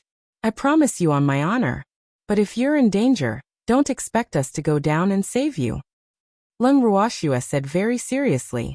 She was used to saying the ugly words first. All right. Chung Xian'er nodded. Just as she was about to go down, she was stopped by Cheng Yi. Xian'er, don't be willful. You're also not allowed to go down. Cheng Yi's face darkened as he spoke in an obviously unhappy tone. There were so many of them. If they all went down together, it would be fine. At least, they could look out for each other. However, Lung Ruoxue and the others had no intention of going down to the bottom. In that case, even if they all went down with Xian'er, there would only be 8 of them. If there were monsters in the valley, the 8 of them would not even be enough to fill the gaps between their teeth. Besides, Third Grandpa had not said anything, so his meaning was very clear. He could not let Xian'er take the risk. Big brother, don't stop me, or you'll go down with me. Chung Xian'er requested. Xian'er, I won't go down, and I won't allow you to go down. Cheng Yi said stubbornly. I must go down. Chung Xian'er's stubbornness was starting to show. She turned her head and saw Ning Haolon in the crowd. With a face full of anticipation, she asked, Brother Lan, are you willing to go down with me to take a look? As she spoke, she stared unblinkingly at Ning Haolon. Her beautiful eyes sparkled with excitement and other complicated emotions. Cheng Xian'er stared unblinkingly at Ning Haolan. At the same time, Feng De and the others turned to look at him in unison, waiting for his reply. Miss Cheng, I'm not interested in the situation in this valley. I'm sorry, I can't go down with you, Ning Haolan said with a smile. Chapter 1729, Scheme 2, Brother Lan. Even you don't want to accompany me? Cheng Xian'er's face was filled with resentment and disappointment. Her sparkling eyes immediately lost their luster and became dull. Lung Ruoxue was speechless at Cheng Xian'er's words. She thought to herself, young Master Ning has never accompanied you, okay? Moreover, from the way she spoke, it seemed like Ning Haolan was a heartless man. If it wasn't for the fact that they knew Cheng Xian'er was the one who was in love with him, those who didn't know the truth would have misunderstood Ning Haolan. In truth, just from the way they addressed each other, one could already tell something was wrong. However, most people would always have preconceived notions, pity for the fairer sex, and sympathize with the weak. As such, if this was outside, the one who would suffer in silence would definitely be Ning Haolan. Hence, at this moment, Lung Ruoxue felt a little sympathetic towards him. Weakness was a woman's most terrifying weapon, even if this woman was completely pretending. Miss Cheng, your words are so ambiguous. It will cause a misunderstanding. Feng De, who couldn't stand it, said indignantly, what does it have to do with you? Feng De's words caused Cheng Xian'er's reaction to be extremely intense. Her face turned green and black, and her angry face was somewhat distorted. Her heart was filled with hatred. It must be because these people were not willing to go down, so Brother Lan was not willing to go down. Otherwise, why would Brother Lan not accompany her? At the thought of this, she directed all her anger towards Lung Ruoxue and the rest. Her jealousy and hatred towards Lung Ruoxue grew. Jealousy was like a venomous snake, devouring the darkness in her heart. Cheng Xian'er sneered as she looked at Lung Ruoxue. A deep hatred flashed in her eyes, and then she jumped into the valley without any hesitation. Seeing Cheng Xian'er leave, the worried Cheng Yi also wanted to follow, but he backed out because of a single sentence from Cheng Xian. What a deep sibling love. Are you sure you want to go down? Cheng Xian's words caused Cheng Yi, who was about to descend into the valley, to stop in his tracks. Of course, he did not want to go down, but how could he not care about Xian'er? When he thought of the countless reminders and instructions his mother, who loved Xian'er dearly, had given him, he could not completely harden his heart, even though he sometimes hated this little sister who liked to cause trouble. Unable to make up his mind, Cheng Yi turned to look at Third Elder Chao, only to see the look of disapproval on his face. He was shocked. He knew that Third Elder Chao did not agree with his idea. In an instant, his thoughts of going to the bottom of the valley disappeared. It wasn't that he didn't care about Xian'er's life, but rather, he needed the Xiao family to stand behind him more. Therefore, he couldn't make Third Grandpa unhappy. After all, Third Grandpa had a very high status in the Xiao family. What do we do now? Cheng Yi, who had calmed down, said shyly. Of course we're waiting for Xian'er to come up. Are we supposed to go down and invite her? Cheng Xian said with a smile. However, as soon as he finished speaking, everyone heard an ear-piercing scream from the valley. It was Cheng Xian'er's voice. Arg! Help me! The voice was very loud and trembling, making everyone's hair stand on end. Something happened to Xian'er. Cheng Yi's expression changed, and he said nervously. However, Lung Ruoxue and the rest did not respond to his words. Most of them had turned their heads to the other side, while some looked up at the sky, not looking at him. Thanks, something happened to Xian'er, Cheng Yi said again, feeling even more anxious. After all, she was his sister. Even though he did not go down with her, it was impossible for him not to be worried. However, Lung Ruoxue and the rest did not make any further moves. Hearing the shrieking, he did not dare to go down alone. Hence, he could only stare at Lung Ruoxue and the rest anxiously. After a moment of silence, Lung Ruoxue slowly opened her mouth. Third Elder Chao, what are your plans? Lung Ruoxue asked in a carefree manner. Does young Lady Lung have any good ideas? Elder Chao Sen asked instead of answering. If you don't go down to save her, I can guarantee your safety. But if you care about your family and insist on going down, then I can't do anything. Lung Ruoxue said honestly. Miss Lung and the others don't plan to go down? Elder Chao San, who understood Lung Ruoxue's meaning, asked unhappily. The situation in the valley is unclear, and our strength is low. Even if we go down, we'll only be courting death. So, I can't let my subordinates suffer any harm because of an insensible Cheng Xian-er. After all, it was Cheng Xian-er who didn't listen to our kind advice, and insisted on going down to the valley to find some fortuitous encounter. If she really did have a fortuitous encounter, we wouldn't be jealous, but if she were to encounter danger, we would be powerless. I can only say that this is the path she chose, so she has to bear the consequences herself. Lung Ruoxue said coldly. Actually, it wasn't that she didn't want to save them, it was that she didn't believe Cheng Xian-er, who was bent on scheming against her. If the noise just now was Cheng Xian-er's intention to lure them down, they would have fallen for it. Miss Lung, I know that Xian-er's words were a little inappropriate, but she is a girl after all. We can't just leave her to die. Elder Chao San's eyes flickered as he advised with heartfelt words. Third Elder Chao. Cheng Xian-er won't even share any of the benefits she gets with us, so why should we go and save her when she's in danger? Is this fair to us? At this time Feng De said with a smile. In his heart, he despised Third Elder Chao's words and deeds even more. What kind of person is this? He didn't use his own divine emperor, but asked them, these weak deities, to help him save people. He really took them for fools. Now is not the time to talk about fairness. After all, Xian-er is one of us. If something really happens to her and we leave her in the lurch, it will only disappoint everyone. If this matter spreads, it will also damage our reputation. So we didn't save her just because of her. Elder Chao San's mind quickly turned, and after a moment of silence he persuaded. Third Elder Chao, look at our strength. Most of us are only at the God realm. Do you think we have the ability to go down and save them? If we can't save them and lose our lives instead, it's not worth it. Do you think we're stupid? Feng De laughed and said, doesn't young Miss Lung have a spatial god tool? If there's really danger, it'll be fine if we all go inside. Elder Chao San said, unwilling to give up. In truth, he didn't really want to save Cheng Xian-er. He only felt that this opportunity was too good, and it would be a pity if he didn't make use of it. After all, he still had his eyes on the divine tool.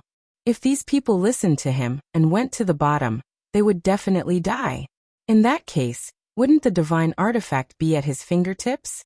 Even though his idea was good, how could Lung Ruoxue and the others let him have his way? Third Elder Chao, the situation at the bottom of the valley is unclear. If it's really as you said, there are thousands of monsters, I'm afraid we will be surrounded in the blink of an eye. Do you think we have a chance to enter the house? Lung Ruoxue smiled faintly, her beautiful face full of questions. Chapter 1730 Scheme 3. We won't know if we don't try. Elder Chao San said in embarrassment. If Third Elder Chao wants to try, then go ahead. I won't risk my life. Lung Ruoxue said impolitely. After she finished speaking, she took out her house and placed it outside the valley. She then walked straight in, while Feng De and the rest followed closely behind. Third Elder, what should we do? An elder from the Xiao family said with a pale face when he saw Lung Ruoxue and the rest enter the house. He had already heard the sound of chaotic footsteps in the valley. Those monsters were probably going to leave the valley soon. Let's go in too. The third elder thought for a moment before speaking helplessly. He did not expect Lung Ruoxue and the rest to be so cold-blooded. Even Cheng Xian did not say that he would go to the bottom of the valley to save Xian-er. This fact made him extremely disappointed. However, he could not force them to do something they did not want to do. When he thought of this, he felt depressed again. After the elders of the Xiao family and Cheng Yi entered the house together, the door of the house was closed. In the garden, the Xiao family's elders were uncomfortably in a corner, but their eyes were fixed on the screen in the garden. Through the light screen, they saw the monsters at the bottom of the valley climb out and surround the house. The densely packed monsters that were like small mountains made their scalps numb, and their hair stand on end. Was this the monster in the secret realm? Lung Ruoxua also saw the true appearance of the legendary monster through the light screen. These monsters were neither human, ghost nor beast. Their bodies were covered in fur, and their mouths were wide open.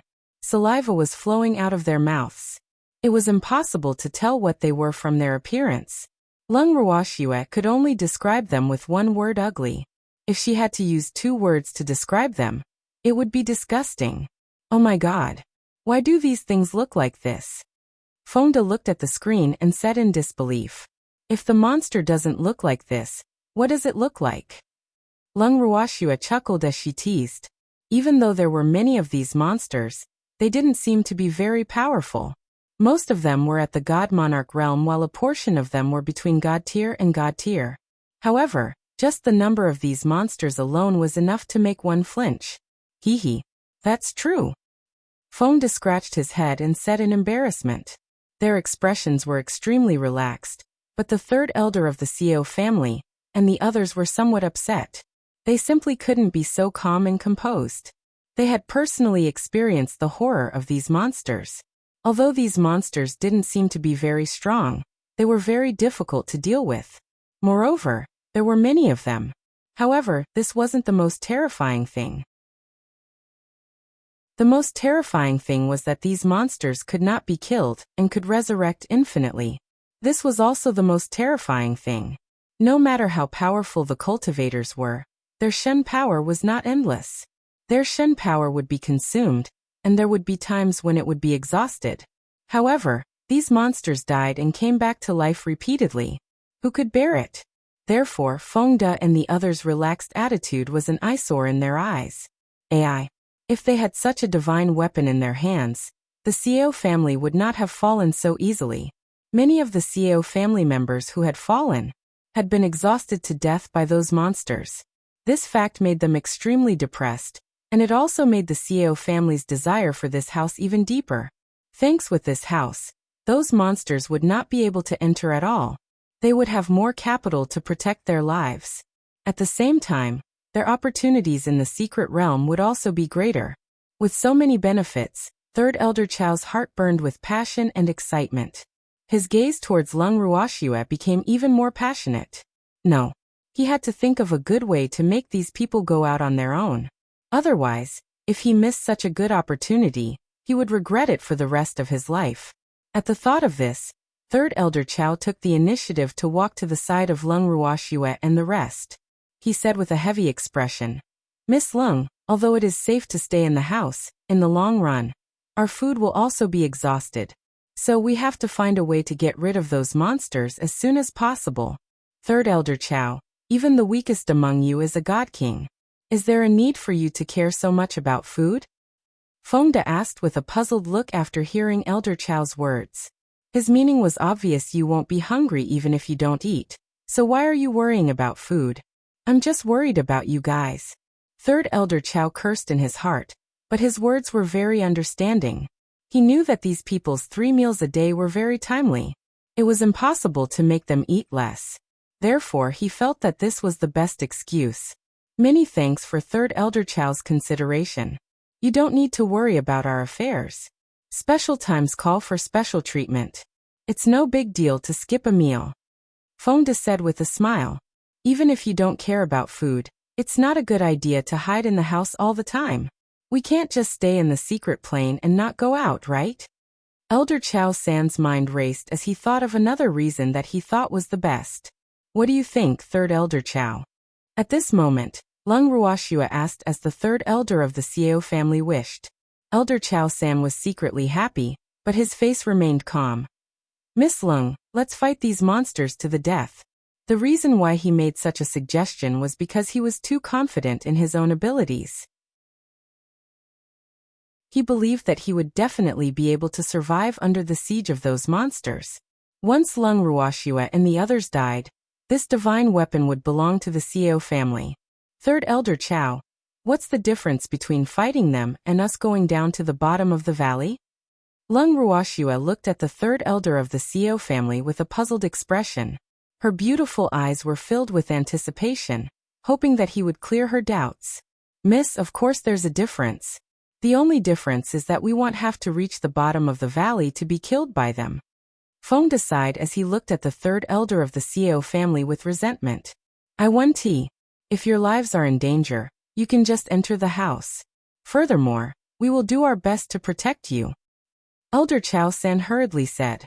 Do your best to protect them? When Feng De heard this, he wanted to laugh in his heart. Wasn't this statement a little too watered down? He said that he would do his best to protect them, but if they didn't do their best and killed them, would they become ghosts and come to the Xiao family to settle the score? Thinking of this, Feng De's mouth twitched slightly, revealing a somewhat timid smile. Third Elder Chao, although you have the intention, we can't hold you back. So, there's no need to protect us. Why don't you go out and kill them yourself? With your strength, isn't this a simple matter?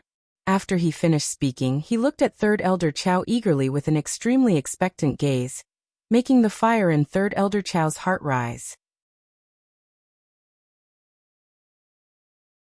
Chapter 1731, Scheme 4. These cowards.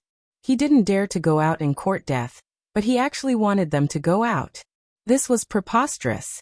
Third Elder Chao's heart was filled with hatred. At this time, he was just like Cheng Xian, forgetting that he was the one who had suggested this idea. The only thing on his mind was Feng De's evil deeds. Third Elder Chao will leave it to you.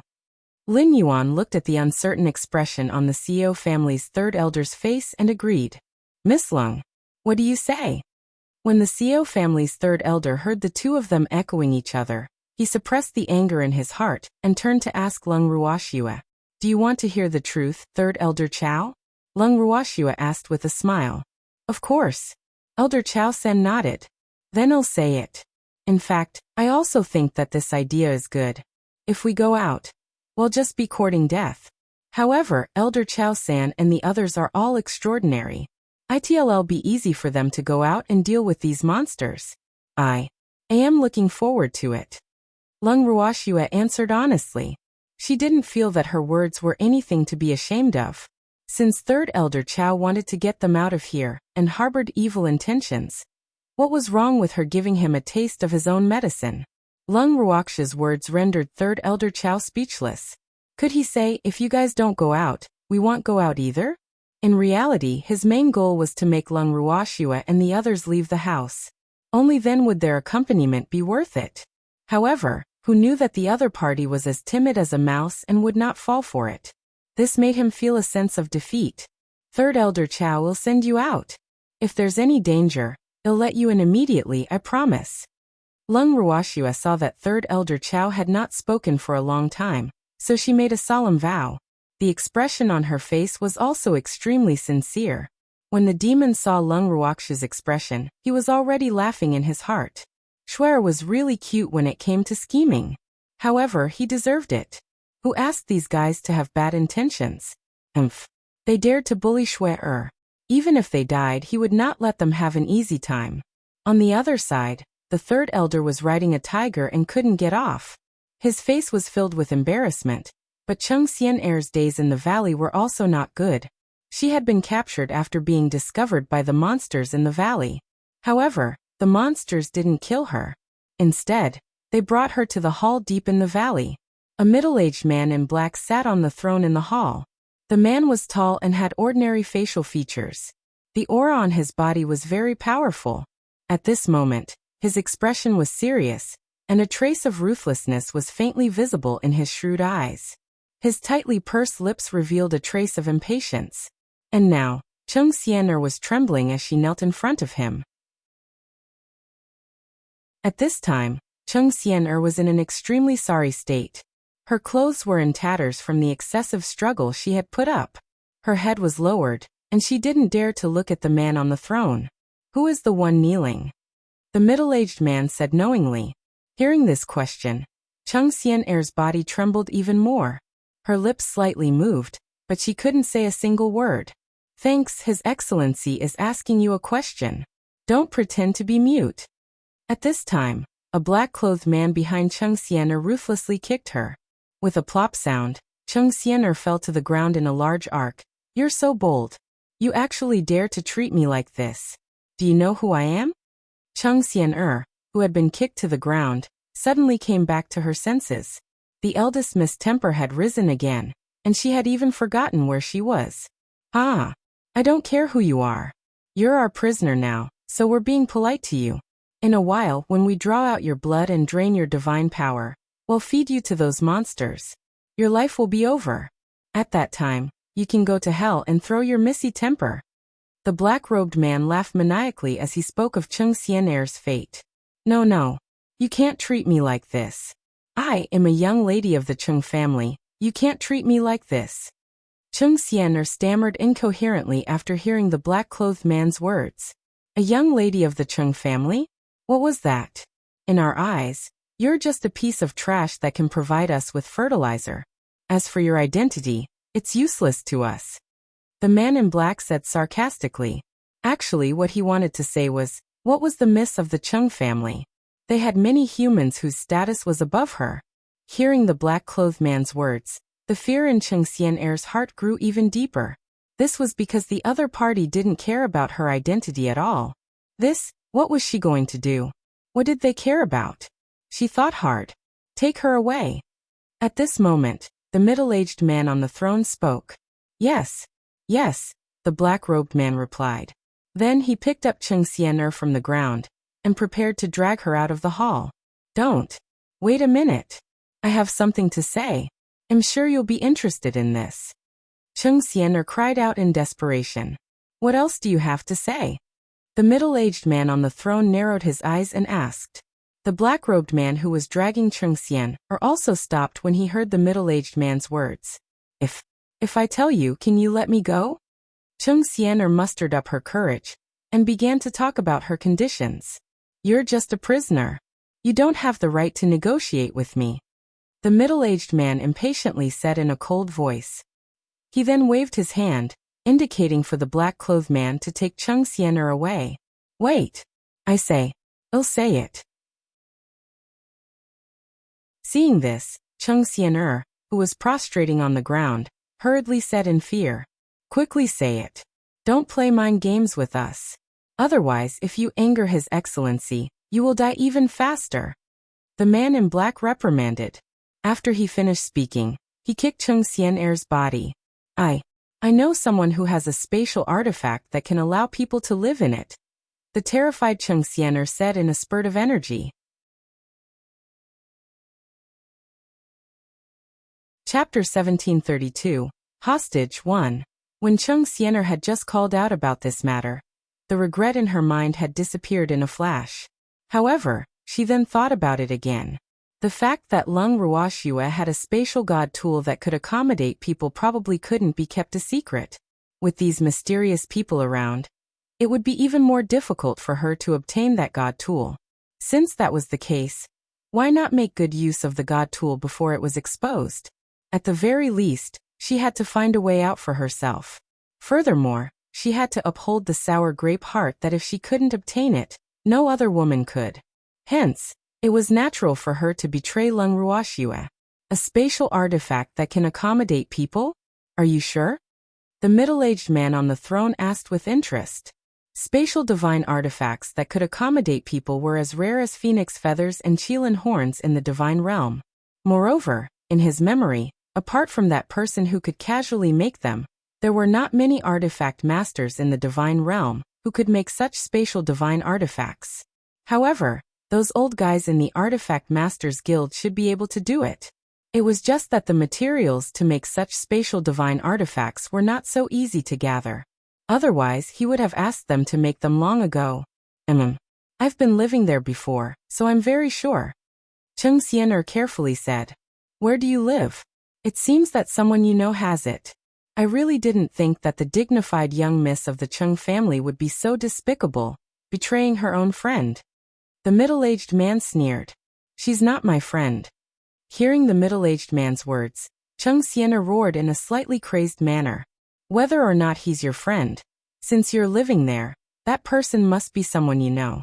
But now you've betrayed him without hesitation. If I were him, I'd be completely disappointed in you. The middle-aged man sighed.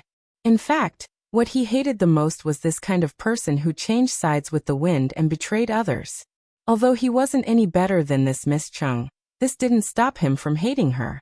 Man doesn't do it for himself, and the heavens will destroy him.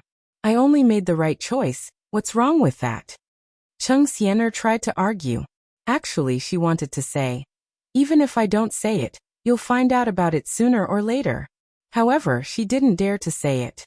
Because once she said something like that, the bargaining chip in her hand would be gone.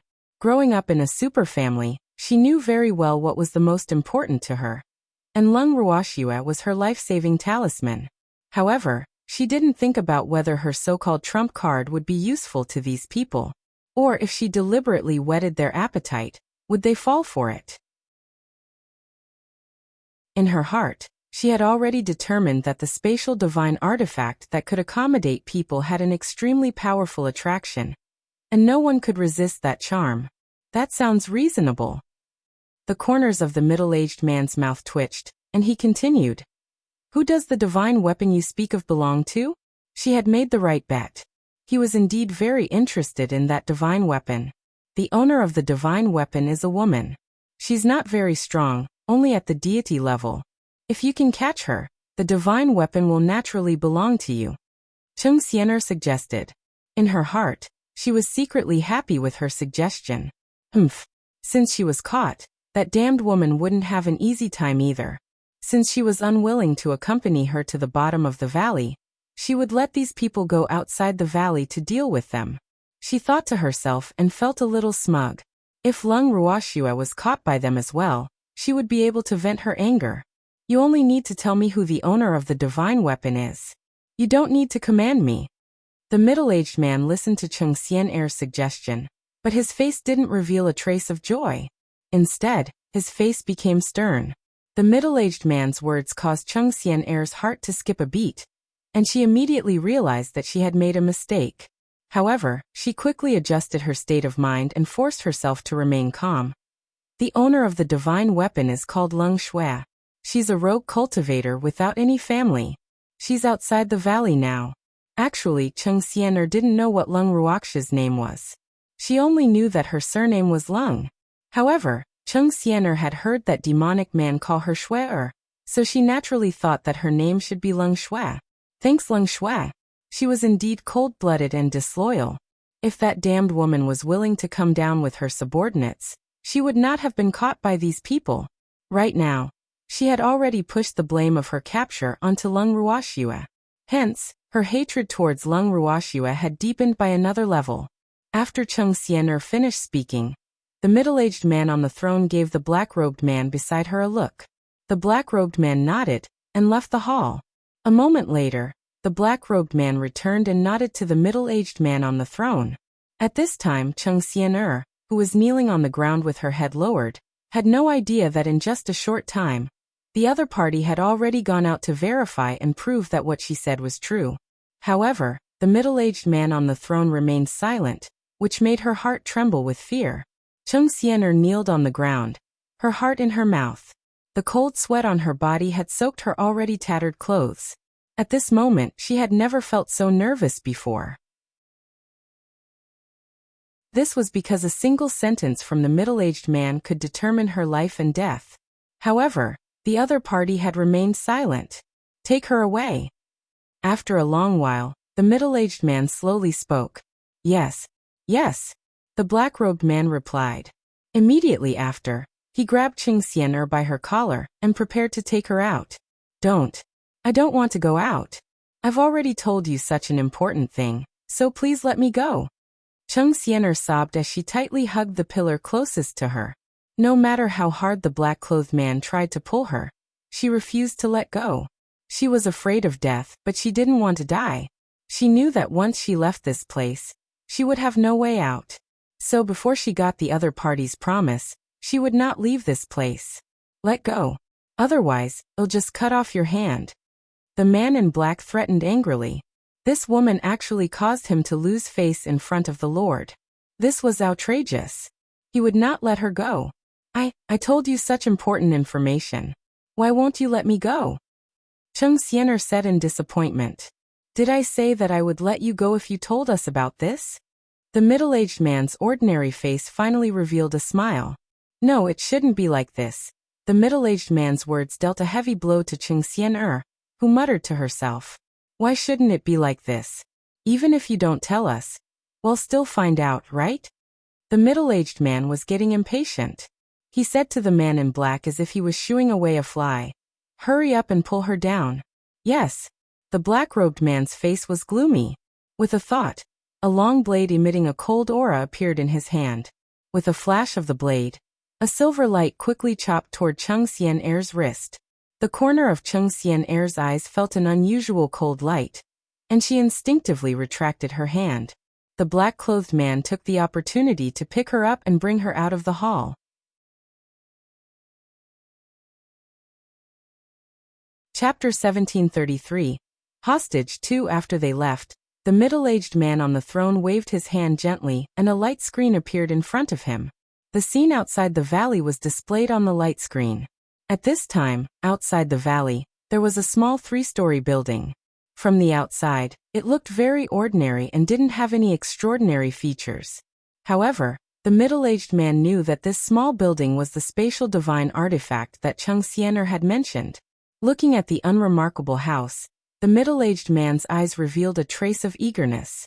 In the entire divine world, there was no one who would not want to own such a house. Unfortunately, the value of this house could not be measured by money. However, he could not understand how the owner of this house could only have the strength of a god. Could it be that he was hiding his strength? After thinking of this possibility, the middle-aged man's expression became serious. He waved his hand again, and the light screen disappeared. The middle-aged man sat on the throne for a long time, deep in thought. A week later, Lung Ruoxue and the rest continued to stay in the house, eating and drinking as they should. The number of monsters surrounding their house increased, but they were unable to do anything to the sturdy house. They could only roar and rage outside, and use their bodies to ram against the walls of the house. Even so, the house was still as stable as Mount Tai, not even shaking in the slightest. With no other way out, the monsters went even crazier like trapped beasts. They let out deafening roars from morning to night, and relentlessly hit the solid houses with their bodies. Feng Da and the rest, who were in the house, treated their crazy actions like a joke. They would point at the monsters from time to time. In their boredom, they even organized a monster competition to determine the strongest and most physically fit monsters for the top 3. When Lung Ruoxue found out about this, she was speechless. In the garden of the house, the elders of the Xiao family looked at the crazy actions of the monsters through the light screen. They were very uneasy. They were afraid that these monsters would break through the defense of the house and rush in from the outside. The number of monsters outside was nearly 3 times that of the ones they had encountered. Other than feeling uneasy, Third Elder Chao felt even more aggrieved. Ever since a few days ago, he had been pushed into a corner by Lung Ruoxue and the rest. He had also thickened his skin and did not go out. He felt that he had lost even more of his status in the eyes of Feng Da and the rest. Not only that, but they were also looking at him with slight disdain, which made him feel as if there was a dagger on his back. It made him feel very uncomfortable. However, when he saw the black mass of monsters outside, he really did not have the courage to go out. Therefore, he said, he had been very quiet for the past few days. "Miss, there are more and more monsters. It seems like we are trapped here." Feng Da looked at the screen and frowned. "Yup. But what can we do?" There was nothing Lung Ruoxue could do against these ugly monsters. She had heard about their unique characteristics from the Xiao family's elder, and knew that these monsters were unkillable. Furthermore, she believed that these monsters were only the tip of the iceberg in this secret realm. If they were to leave this house, they would be drowned by the monsters in the next second. "Young Lady Lung, could it be that we are really going to be trapped in this mystic realm?" An elder from the Xiao family who heard their conversation couldn't help but interrupt. "Do you have any good ideas?" Lung Ruoxue raised her brows and asked indifferently. When the elder of the Xiao family heard her question, he was so scared that he didn't even dare to make a sound. What happened to their third elder earlier was still fresh in their minds. Thanks, Lung Ruoxue saw that the elder had fallen silent, and did not say anything else. Instead, she stared at the light screen in deep thought. No one knew what she was thinking. For a moment, Everyone was silent. Without realizing it, Lung Ruoxue and the rest had been trapped in the house for almost a month. The elders of the Xiao family had slowly gotten used to it, but the monsters' tempers were getting more and more violent. Furthermore, they were becoming more and more unorganized, only knowing how to charge around. In the hall deep in the valley, a middle-aged man sat on the throne with a frown on his face. The expression on his face was dark and gloomy. When the black-clothed man beside him saw this, cold sweat began to flow down his forehead. Darren's silent and gloomy appearance made him tremble with fear. The more silent this Darren was, the greater the anger in his heart. Once this Darren was in a bad mood, the unlucky ones would be his subordinates, so he was under a lot of pressure. Go and bring that woman from the Chung family here. The middle-aged man ordered after a long while. Yes, the black-robed man replied, then turned around and left the hall. A few minutes later, Chung Xian-er was once again brought to the main hall. At this moment, Chung Xian-er's face was abnormally pale, and she was walking on air. Moreover, her originally bright eyes had become abnormally dull, and there was even a trace of fear in them. When she was still some distance away from the throne, Chung Xian-er knelt on the ground in fear. Her body was trembling like a fallen leaf in the autumn wind, and her head was very low. At this time, she was a lot more haggard than last time. She looked very thin and weak, and she was obviously not as lively as last time. It could be seen that she had suffered a lot during this time. The middle-aged man looked down at Chung Xian-er, who was no longer in her human form, and said indifferently, "Miss Chung, do you know why I called you here?" I don't know." Chung Xian-er replied in a low voice. "Miss Chung, have you seen our methods during this time?" The middle-aged man asked with a faint smile. When Chung Xian-er heard this, her face turned even paler, and her body trembled even more. She had witnessed that these people were all demons. She didn't want to recall what had happened during this period of time, but this man had to remind her. This fact made her feel sad and angry. She hated it.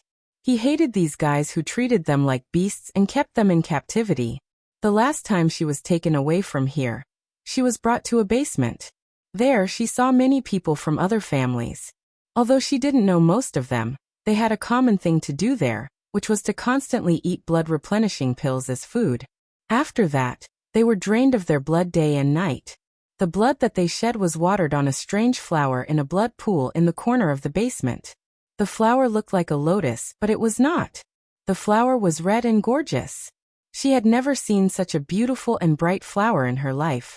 However, the flower sucked blood, and it was her blood. Therefore, no matter how beautiful the flower was, it made her feel a deep disgust. The flower seemed to know what she was thinking. Every time it sucked her blood, it made her feel unbearable pain. After being tortured like this for nearly a month, she became thin and weak. Her mind was constantly in a state of tension. At the same time, the hatred in her heart had accumulated to an unimaginable level. She hated these demons, hated those beautiful yet vicious flowers, and also hated Lung Ruoxue.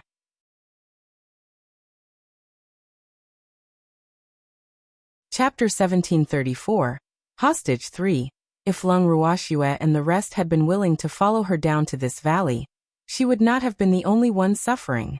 In other words, she would not have had to go through all this.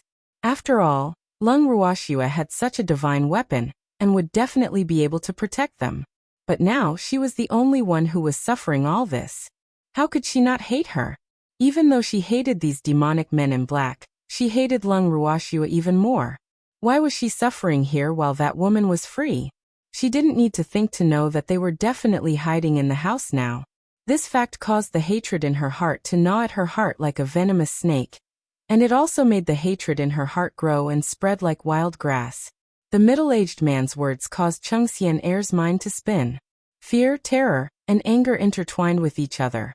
These intense emotions caused her to almost collapse.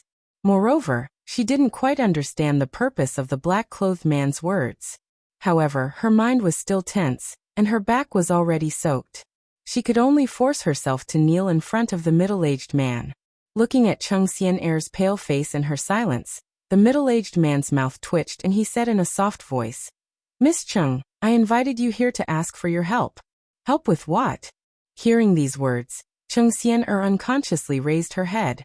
Her dull eyes stared at the middle-aged man, trying to see if he was telling the truth. You've been suffering for the past month, but your comrades have been hiding in their houses and refusing to come out. They're even more unwilling to come and save you. Don't you hate them for being so disloyal? The middle-aged man asked with a smile. I hate, Chung Xian said in a low voice, a trace of anger flashing across her face. Since you hate them, do you want to take revenge? The middle-aged man tempted. I want. However, I'm afraid I don't have that ability. Chung Xian said in disappointment. What if I say I can help you?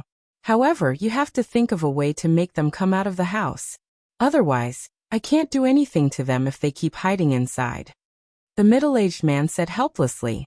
I don't know how to get them out. Chung Xian stammered. She understood what the middle-aged man was trying to say. He wanted her to find a way to lure them out. However, she wasn't sure if those people would walk out for her. After all, other than her brother and the Xiao family, she didn't have a good relationship with Lung Ruoxue and the others. Furthermore, she wasn't a fool. She wouldn't give the middle-aged man random ideas. If it didn't work, she would be the one suffering again. Most importantly, she said, she wasn't confident that Lung Ruoxue and the rest would be controlled by this middle-aged man because of her. She was well aware that she didn't have such a high status in that detestable woman's heart. What if I use you as a hostage to threaten them? The middle-aged man said. He could tell that Chung Xian was playing dumb, but he didn't plan to expose her. After all, he still had a use for this woman. I don't have a good relationship with them. I'm afraid they won't be fooled. Chung Xian said hesitantly, although she was also afraid that the middle-aged man would vent his anger on her. If she were to swear that Lung Ruoxue and the others were not tricked out of the house in the end, she was afraid that her fate would be even worse. Therefore, she did not dare to lie. However, in the ears of the middle-aged man, her words seemed to be an excuse. That means you have no value at all, the middle-aged man said angrily. Then, he turned to the black-clothed man beside him and ordered, take her away. From today onwards, there's no need to give her any blood-replenishing pills. Thanks, the meaning behind the middle-aged man's words was very obvious. He wanted Chung Xian's life. Thus, when Chung Xian heard this, she was so frightened that she hurriedly said, although I'm not sure if I can make them walk out of the house, I can give it a try. Please give me a chance. She didn't want to die. Although she was being sucked dry every day, at least she was still alive. Moreover, during this period of time, she had seen many people's tragic state after death. Not only were their blood and divine power all drained, but they also became food for those monsters. As long as she thought of this, the fear in her heart could not be suppressed and spread from the bottom of her heart. She was afraid of death. She did not want to end up like those who had no value. She even held a trace of expectation in her heart. Someone would come and save her. Since Miss Chung is so insistent, it would seem like I'm not being kind if I don't give you a chance to perform. I'll give you a chance, but you have to remember that a person with no value is a waste in my eyes. This kind of person is a waste of air, and the end of a waste is usually not good, so you have to treasure this opportunity. The middle-aged man said seriously. I'll do my best. Chung Xian said through gritted teeth. I'm looking forward to Miss Cheng's performance. Take her out of the valley. The middle-aged man instructed the black-clothed man beside him. Yes, the man in black replied. Then he picked up Chung Xian, like he was picking up a little chick, and brought her out of the hall. The black-robed man brought Chung Xian and teleported out of the valley. When the monsters outside the valley saw the black-robed man, they actually made way for him. Their earth-shaking roars became even louder, as if they were complaining to their superior and venting their dissatisfaction. The man in black waved his hand to comfort them, and the monsters became as obedient as babies and quieted down. Following that, the black-robed man carried Chung Xian to the door of the house and threw her in front of him. He then loudly said, You guys know this woman, right? If you're still hiding in the house and not coming out, I'll kill her. After he finished speaking, he kicked Chung Xian to the ground and stepped on her. Save me. Chung Xian's tears flowed. The humiliated Chung Xian's heart was overflowing with hatred. Even though she did not dare to say that she was the most pampered young lady in the Chung family, she had always gotten whatever she wanted since she was young. When had she ever been humiliated like this? Especially in front of Lung Ruoxue and the others who she looked down on. This was even more unacceptable to her. At this moment, she secretly swore in her heart that if she could leave this place alive one day, she would not let any of these people go. She would pay them back double for today's shame. At this moment, Lung Ruoxue and the others who were in the garden of the house had also seen everything through the light screen. However, they did not make a sound or move. When Changyi saw Cheng Xianer, who was being stepped on by the man in black, his expression changed and he shouted, "Xianer!" Cheng-Yi's heart ached as he looked at Cheng Xianer, who was as thin as a match and had a haggard expression. His heart was filled with mixed feelings. He had thought that Xianer had long passed away. He had not expected her to still be alive. This fact made him extremely excited. However, looking at Xianer's current appearance, she must have suffered a lot. Xianer had never suffered like this in her entire life. For a moment, he felt guilty in his heart.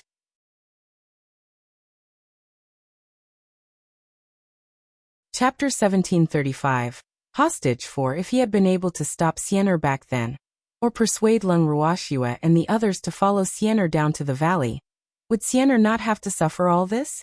He couldn't help but think to himself. Although Xianer was a pain in the ass at times, she was still his sister. Seeing her in such a miserable state made him feel terrible. "Miss Lung, please save Xianer." Seeing that Lung Ruoxue and the rest did not have any reaction, Chengyi could not help but plead. "Lord Cheng, I'm only a deity.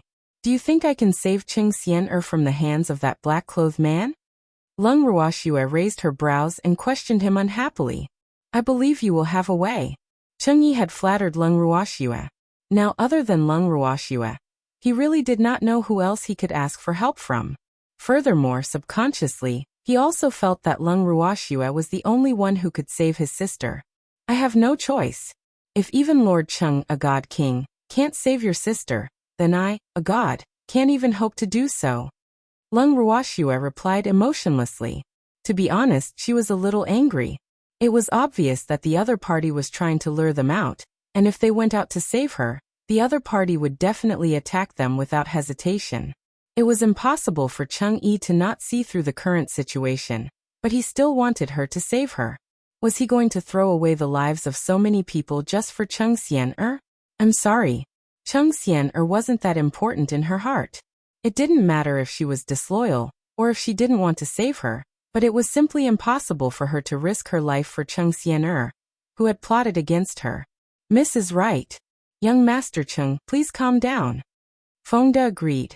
He didn't have any thoughts of saving Cheng Xianer at all. Moreover, Cheng Xianer only had herself to blame for falling into the hands of the other party. Why should they take the risk for Cheng Xianer, who they weren't even related to and had a bad relationship with? They weren't that kind of saints, were they? "If you don't want to help, then I'll go out and save them myself," Cheng-Yi said somewhat angrily. After he finished speaking, he turned around and walked in the direction of the gate. However, he had only taken 2 steps when he was knocked unconscious by Lin Yuan. As they watched Cheng-Yi being dragged back to his original position, the elders of the Xiao clan twitched their lips. They thought to themselves, "These people are really heavy-handed. The dignified God King has actually been knocked unconscious." Third Elder Chao, what do you think about this? Lung Ruoxue turned her gaze towards Third Elder Chao and the rest, who had a grave expression on their faces, and asked, "Thanks, Miss Lung, is there really no way to save Xianer?" Elder Chao-san asked, "What do you think?" "This is obviously a trap. If we go out, I'm afraid we'll fall into their trap. So I don't agree to go out." Lung Ruoxue spoke the truth. Now that they were on the same boat, they naturally had to advance and retreat together. As for Cheng Xianer, she could only pray for her own good.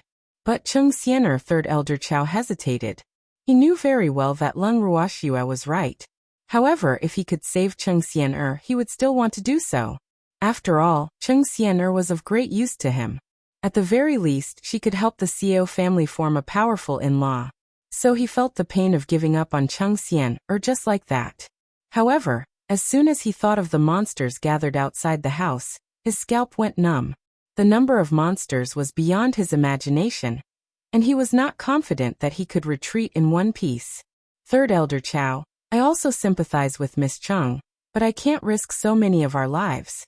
Moreover, you fought with those monsters before, so you naturally know how difficult they are to deal with. So you should know what our chances of winning are against so many monsters. Lung Ruoxua spoke frankly. She believed that these elders weren't stupid and would know what to do. Furthermore, as a member of a top-tier family clan, they would usually only place the family's interests above all else. As for family ties, they were nothing in their eyes. When family ties and family clans' interests clashed, they would choose to sacrifice their family ties. Although the other elders didn't say anything, Lung Ruoxua was well aware that they weren't willing to sacrifice their lives for a mere Cheng Xian. As cultivators, it was very normal for them to be indifferent to their blood ties. After all, with the age difference, it was almost impossible for them to value family ties like ordinary people. Moreover, Cheng Xian could only be considered half a member of the Xiao clan. Lung Ruoxua's words caused Elder Chao San to go completely silent.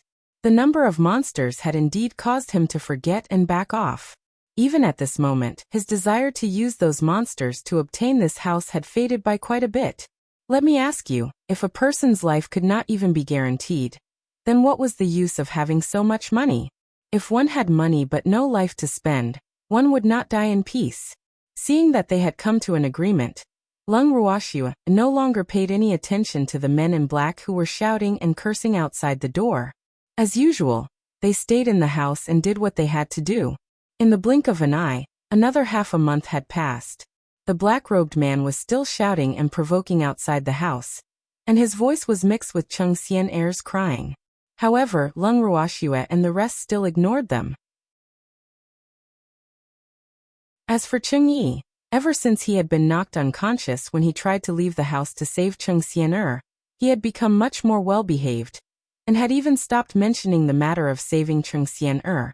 On a certain night, Cheng Yi, who was not sleepy at all, got up from the bed and tiptoed to open the door. He walked to the courtyard and looked around. Then he opened the door and ran out without hesitation.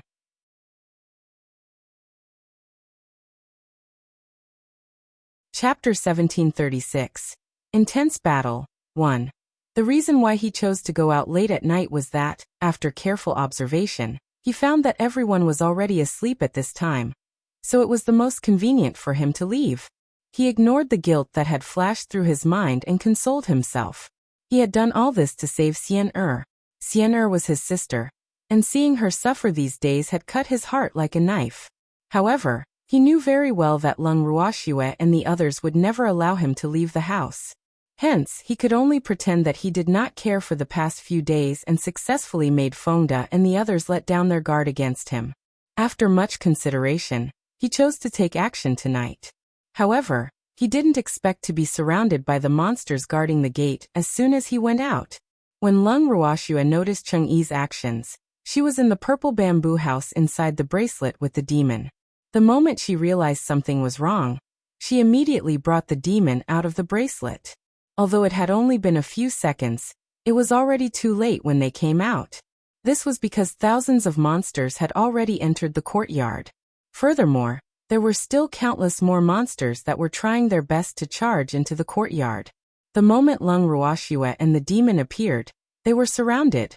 Other than that, there were also monsters running toward the room. Lung Ruoxua's heart was filled with regret when she saw this. She shouldn't have been so careless and thought that everything was under her control. She shouldn't have let down her guard against Cheng Yi. It was her mistake, but she didn't want to hurt her grandfather and the others because of her mistake. Therefore, she blamed herself. It seemed that she had underestimated Cheng Yi's feelings for his sister. She didn't expect that guy to be a person who valued family. The reason why Cheng Yi could open his door and walk out on his own was also because she was too lazy. In the past, the people who lived in this house were all her own people. Therefore, in order to make it easier for them to enter and leave, she set the house so that anyone who could enter this house could enter and leave this house freely. Otherwise, they would look for her every time they entered and left this house, which would be troublesome. It was because of her laziness at that time that caused today's hidden danger. This fact made her deeply regret it. As she looked at the ferocious monsters surrounding them, Lung Ruoxue understood that a tough battle was about to be fought today. The sounds of fighting that came from nearby also let her know clearly that Feng De and the rest had already started fighting with the monsters. Just as he was thinking about this, Uncle Long ran into the yard with a steel fork in his hand and a small number of people. "Little girl, don't be afraid. Uncle Long is here," Uncle Dragon shouted. As he raised his pitchfork, the monster closest to him was crushed to pieces. However, in the blink of an eye, the crushed monster immediately came back to life. Uncle Dragon's eyes widened in disbelief. Then he stabbed the pitchfork at the monster again, and quickly twisted his wrist. The monster was also crushed, but in the blink of an eye, the monster was back to life. Uncle Long didn't give up. After repeating this dozens of times, he was deeply depressed. These monsters were just like what the Xiao family had said. They couldn't be killed at all. What should he do?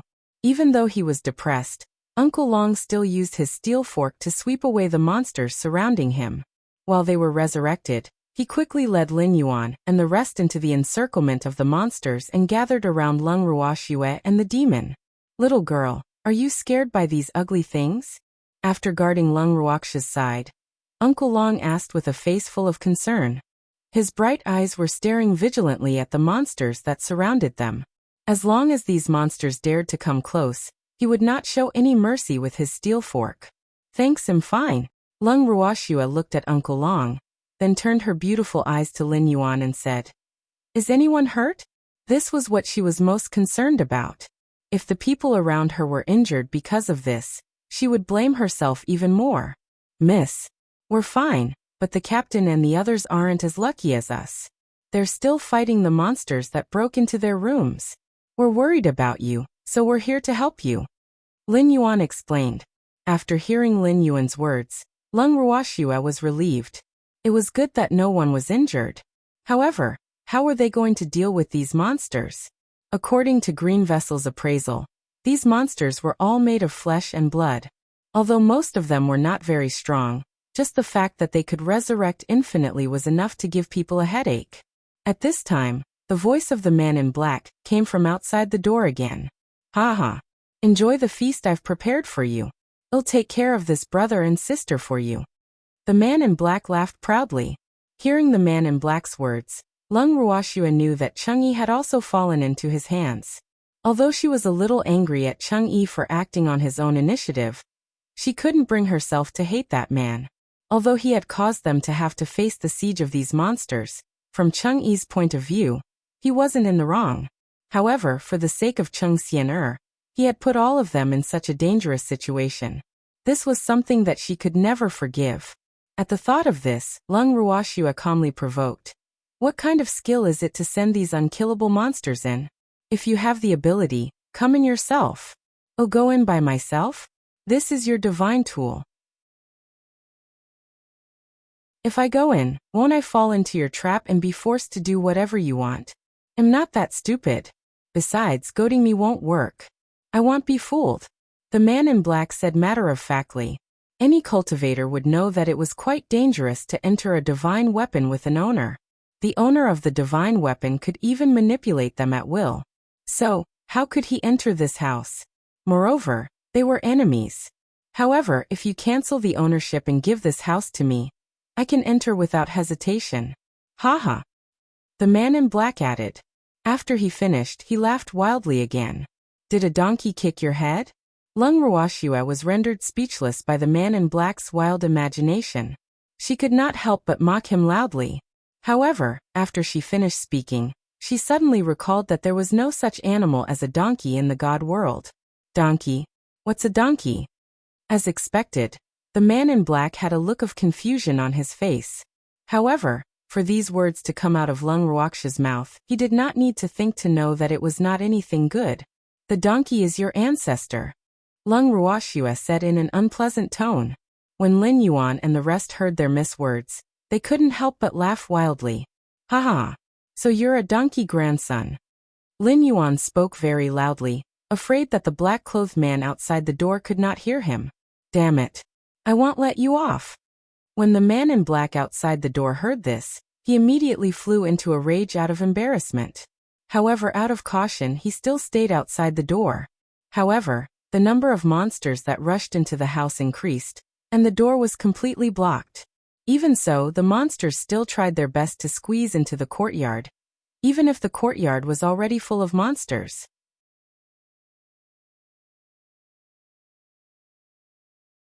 Chapter 1737. Intense Battle 2. Don't just talk with your mouth, come in if you have the ability. Lin Yuan also provoked. Even if I don't go in, I'll still be able to take care of you, the man in black said confidently. After he finished speaking, he took out a silver whistle from his collar and blew it. The monsters in the courtyard started to move when they heard the whistle. After raising their heads and roaring a few times, they all started to attack Lung Ruoxue and the others in excitement. Seeing the monsters suddenly become even more excited, Lung Ruoxue knew that the whistle had taken effect.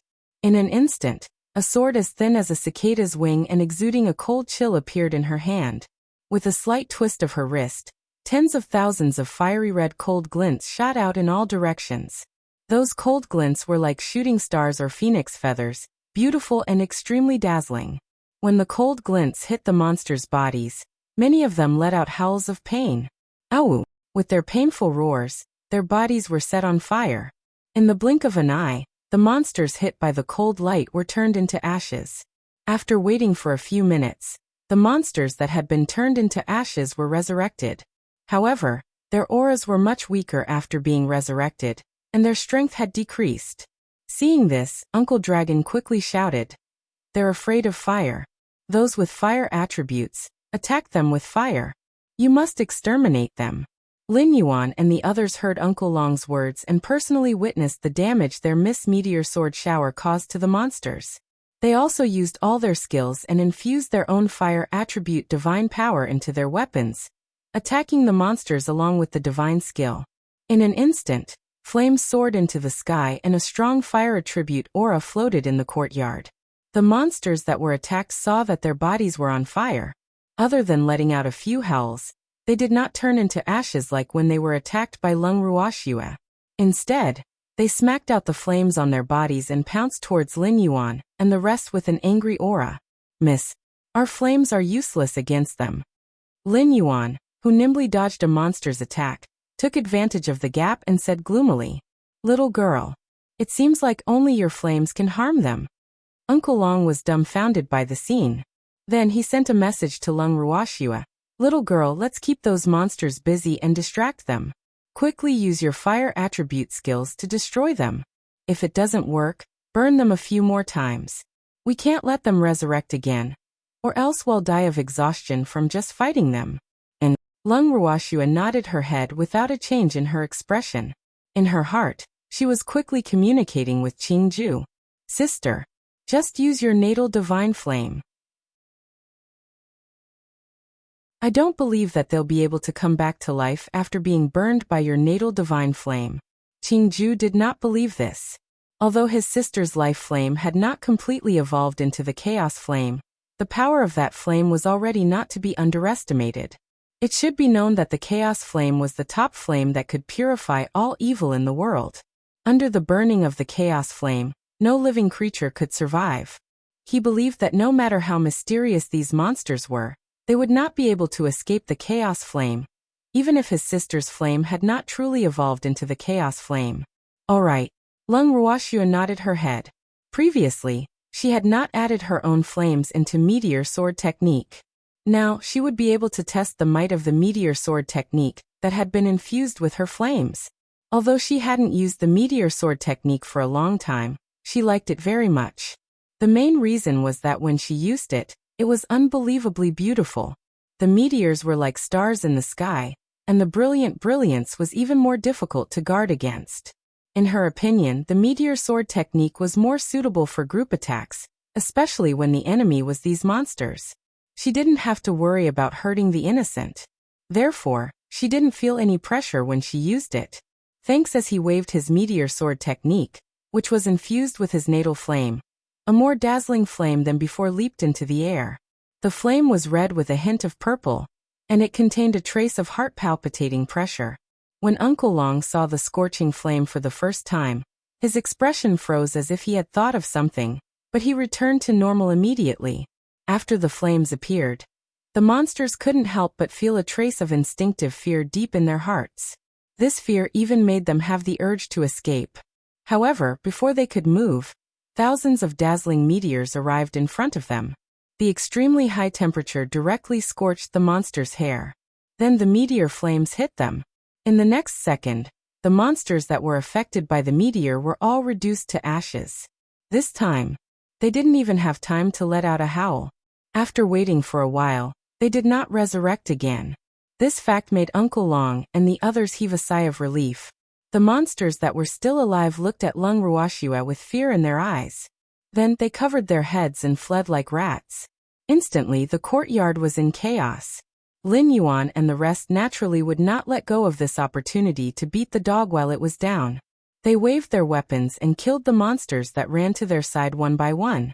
They resurrected and killed them again. In short, they could not let them run away. At the same time, Lung Ruoxue took this opportunity to take care of most of the monsters that ran into the courtyard. As the number of monsters in the courtyard decreased, some of them managed to escape. Lung Ruoxue's beautiful eyes scanned the courtyard and said to Uncle Long and the others, "Uncle Long, please take them to meet Fengda and the others. I'll go to the door to take a look." With that, Lung Ruoxue and the demon walked towards the door. At this moment, the monsters at the gate were panicking and fighting to be the first to run out of the gate. The men in black, who did not know what was going on, had big question marks on their faces. "What are you guys doing? Damn it! Who told you to run out like stray dogs? Go back and kill them." The man in black ordered, but at this moment, the monsters, who were still in fear, did not listen to him at all.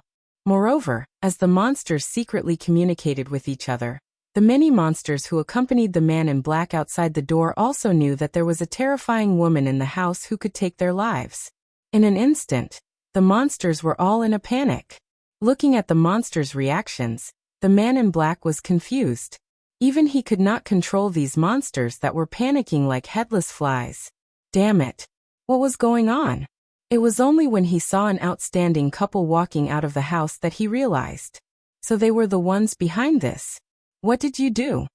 The man in black was hot-headed as he questioned her. At this moment, he had even forgotten about his enmity with Lung Ruoxue. He had never thought that these two people would be able to escape from the monster's encirclement so easily, and even come to him. Now he just wanted to know what the monster's reaction was. "I should be the one asking that," Lung Ruoxue said with a smile.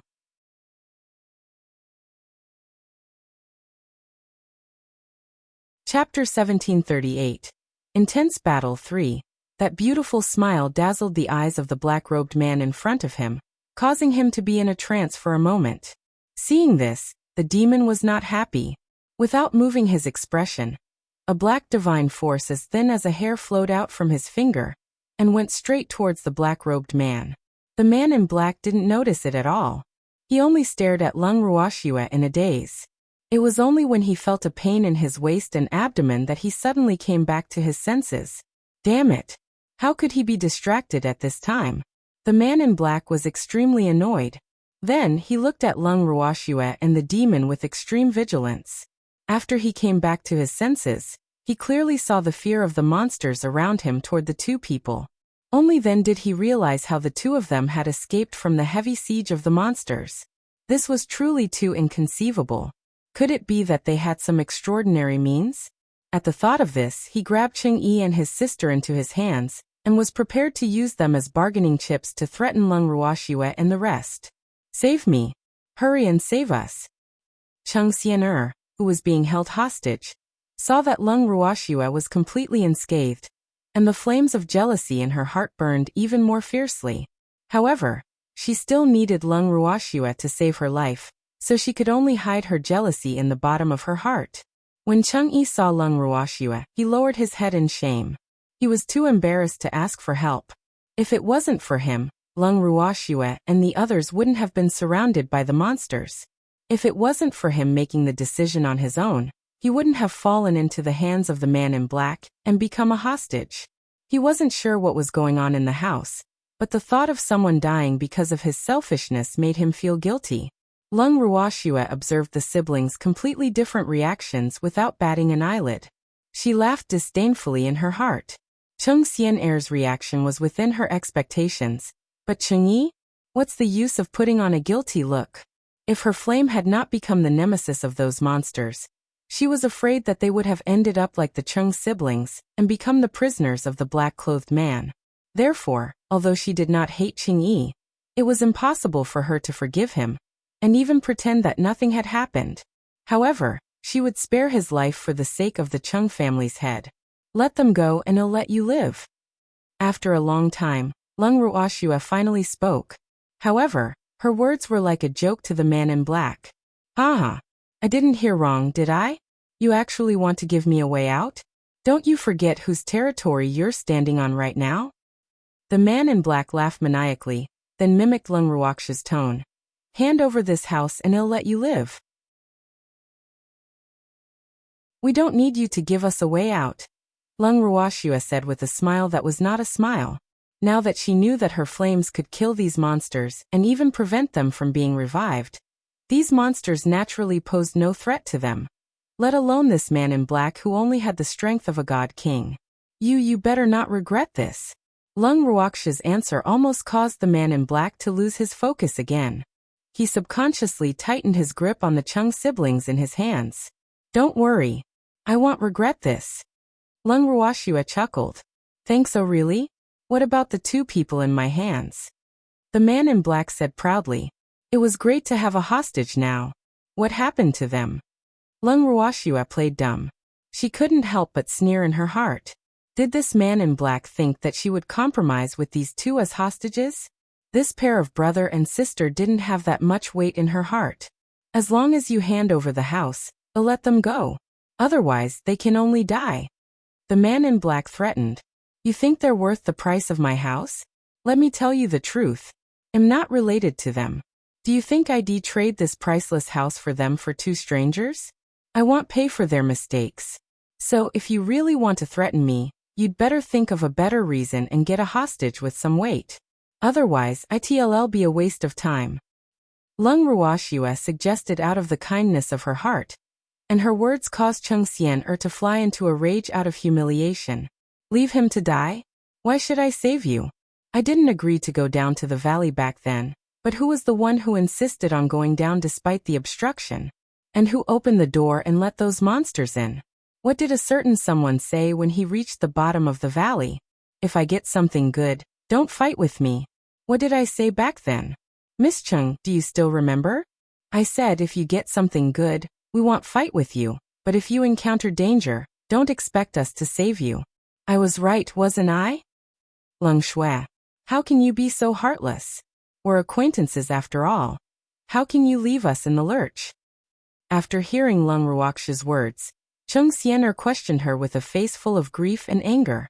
On the other hand, the black-robed man who was holding her revealed a trace of pride on his face, and secretly thought, as expected of the daughter of a large family, look at this eloquent and inexplicably disappointed little face. Those who don't know would think that she is really miserable. In reality, he agreed with Lung Ruoxue's words. Leave him to die? Why should I save you? I didn't agree to go down to the valley back then, but who was the one who insisted on going down despite the obstruction? And who opened the door and let those monsters in? What did a certain someone say when he reached the bottom of the valley? If I get something good, don't fight with me. What did I say back then? Miss Cheng, do you still remember? I said if you get something good, we won't fight with you, but if you encounter danger, don't expect us to save you. I was right, wasn't I? Lung Ruoxue said with a smile. Now that Miss Cheng is in trouble, if we don't save her, we'll be leaving her in the lurch. But what if you find the treasure? Will you share it with us? And Chengyi, did you think about our safety before you went out? Don't tell me you're trying to save your sister. I don't blame you for wanting to save my sister, but the price you paid for saving my sister was almost causing us to lose our lives. Now you think we still have an obligation to save you? I'm not a saint. It's already good enough that I didn't take revenge on you. And you still want me to save you? And you want me to use this house to exchange for you? This is simply a fool's dream. Lung Ruoxue continued. Her words made Chang'e feel even more ashamed. He really did not have the face to ask them to save him, because when he opened the door of the house and left, he did not think about what they would do. He only wanted to save Xian'er, so he had no right to ask her to do anything for him. Although Chang'e thought this way, Cheng Xian'er's thoughts were the complete opposite. In Cheng Xian'er's heart, she was in trouble. No matter what the reason was, the other party should save her. If he didn't save her, then it would be his fault. She wouldn't think about the cause of the incident. She only knew that it was natural for the other party to save her. After all, she was a direct young lady of the Cheng family. It could be said that Cheng Xian'er's thoughts were not only self-righteous, but also quite arrogant. Of course, this was largely determined by her personality. Personality determined one's fate. This saying was indeed true. After Lung Ruoxue's words, Cheng Xian'er shamelessly quibbled. That was then and this is now.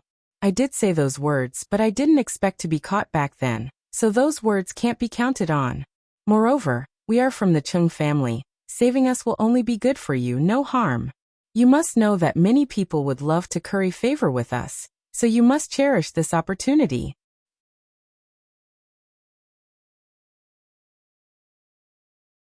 Chapter 1739. Intense Battle. 4. Cheng Xian'er's words were grand and majestic. Lung Ruoxue should have been angry after hearing them, but instead, it made her laugh. Ha ha. Miss Cheng is indeed a young lady of a big family. You're so good at shamelessly saying such things. This little girl is really in awe. Lung Ruoxue sighed. Actually, after knowing that those monsters were afraid of her flames, it wasn't difficult for her to save Cheng Xian'er. However, Cheng Xian'er's words and actions were simply too infuriating, causing her to lose all intention of saving her. Furthermore, she was afraid that even if she saved her, she wouldn't be able to do well. In fact, Cheng Xian'er might even think that it was only natural for her to do so, and that she was the one who wanted to curry favor with the Cheng clan's young miss. Thinking of this, Lung Ruoxue felt a little conflicted. This Cheng Xian'er wasn't her friend, and she was so annoying. If she really saved Cheng Xian'er, she was afraid that her heart would be filled with panic. However, she wouldn't deliberately try to kill Cheng Xian'er. Forget it. Let's just leave it to fate. She wouldn't take the initiative to save Cheng Xian'er. If Cheng Xian'er's life was strong enough to last until they exterminated all these enemies, then she wouldn't die. Thus, they could only count on Cheng Xian'er and her sister's luck. I'm telling the truth. Cheng Xian'er roared in anger. I'm not interested in whether it's true or not. Lung Ruoxue said coldly. Following that, she turned her gaze to the man in black and said, You've seen Miss Cheng's performance. Do you still think that he'll use this house to exchange for the siblings? You're really not afraid that he'll kill them? The man in black asked, unwilling to give up. However, he was thinking to himself that it would be useless to threaten the other party with these worthless siblings. How did this happen? He was extremely disappointed. Whatever you want. I'm not a member of the Cheng family, so I naturally don't care about their lives. Lung Ruoxue said heartlessly. If that's the case, I'll kill them now. The man in black shouted fiercely. However, after he finished speaking, he saw that Lung Ruoxue didn't even bat an eye. Seeing this, he was even more disappointed. With a thought, a long knife appeared in his hand. The cold blade was already close to Cheng Xian'er's tender neck in the next second. He'd make his first move on this woman. It's all this woman's fault. Don't kill me. Young master, big brother, save me.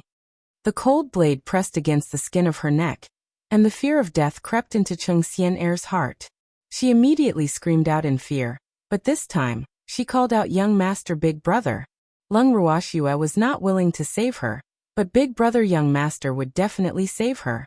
After all, they were all blood-related members of the Cheng family.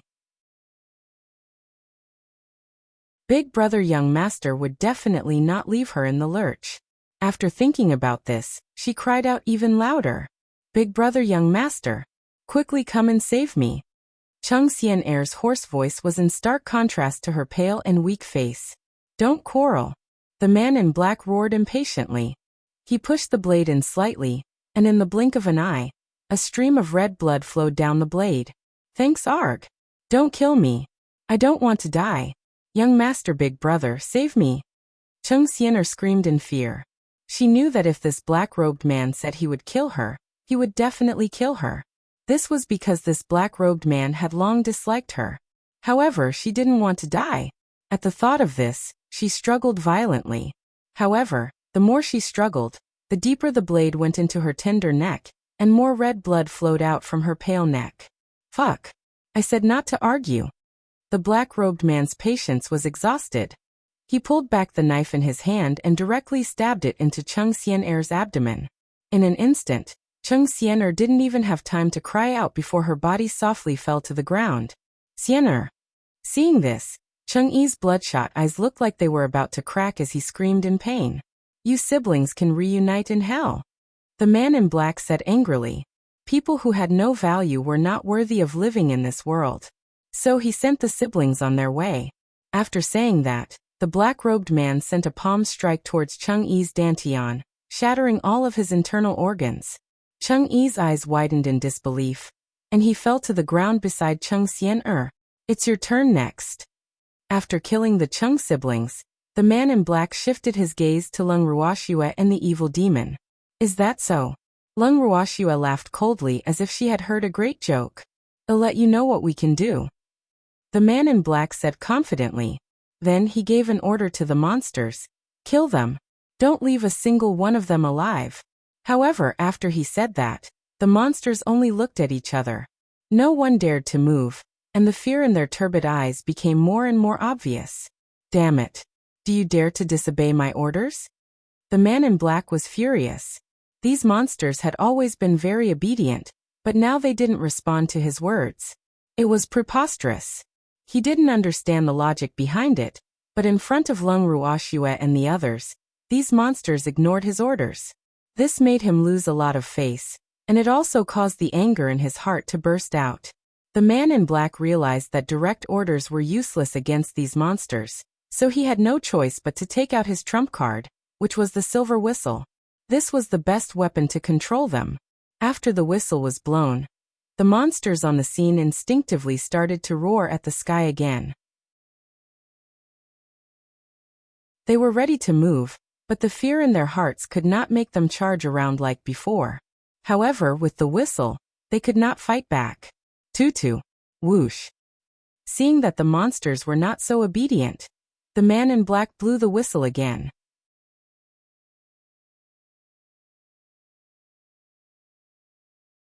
Chapter 1740. A scourge lives for 1,000 years. 1. This time, the whistle was loud and sharp, completely different from the previous ones. When the monsters heard the whistle, they immediately went crazy. Their eyes turned blood red and a ruthless aura exploded from their eyes. They looked at Leng Ruoxue and the evildoer with a murderous look. In the next second, the monsters surrounded them. Leng Ruoxue's eyes flashed with understanding as she looked at the monsters surrounding them. She knew that the whistle had caused these monsters to lose their minds. They had gone mad, and were now a group of fighting machines that were not afraid of death. Their target was her and the demon. Schwer. Be careful. The demon reminded them softly. His eyes that were as bright as the stars were vigilantly staring at the monsters that surrounded them. Evildoer, there are so many monsters here. I wonder if the two of us can handle them. Leng Ruoxue's beautiful eyes revealed a trace of worry as she pretended to be afraid. Haha. You're all going to die today. Hearing Leng Ruoxue's words, the man in black rushed to reply. The expression on his face became more and more smug. Is that so?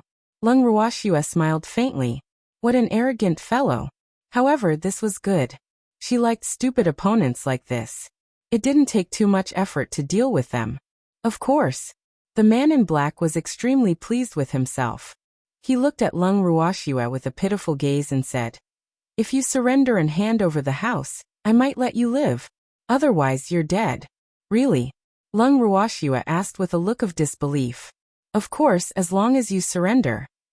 The man in black nodded. But I don't believe you. What should I do? Furthermore, I have no intention of surrendering. Lung Ruoxue pretended to be in a difficult position. You dare to play with me? The man in black was furious. This damn woman actually played him like a monkey. How preposterous, humph. Since there was a way to heaven, but you didn't take it, and there was no door to hell, but you insisted on coming in, then don't blame him for not knowing how to be tender to women. After the man in black had made up his mind, he blew the attack whistle again. Instantly, the monsters that had surrounded Lung Ruoxue and the evildoer began their ferocious attack. These monsters had completely lost their rationality. Pain and fear had long since left them.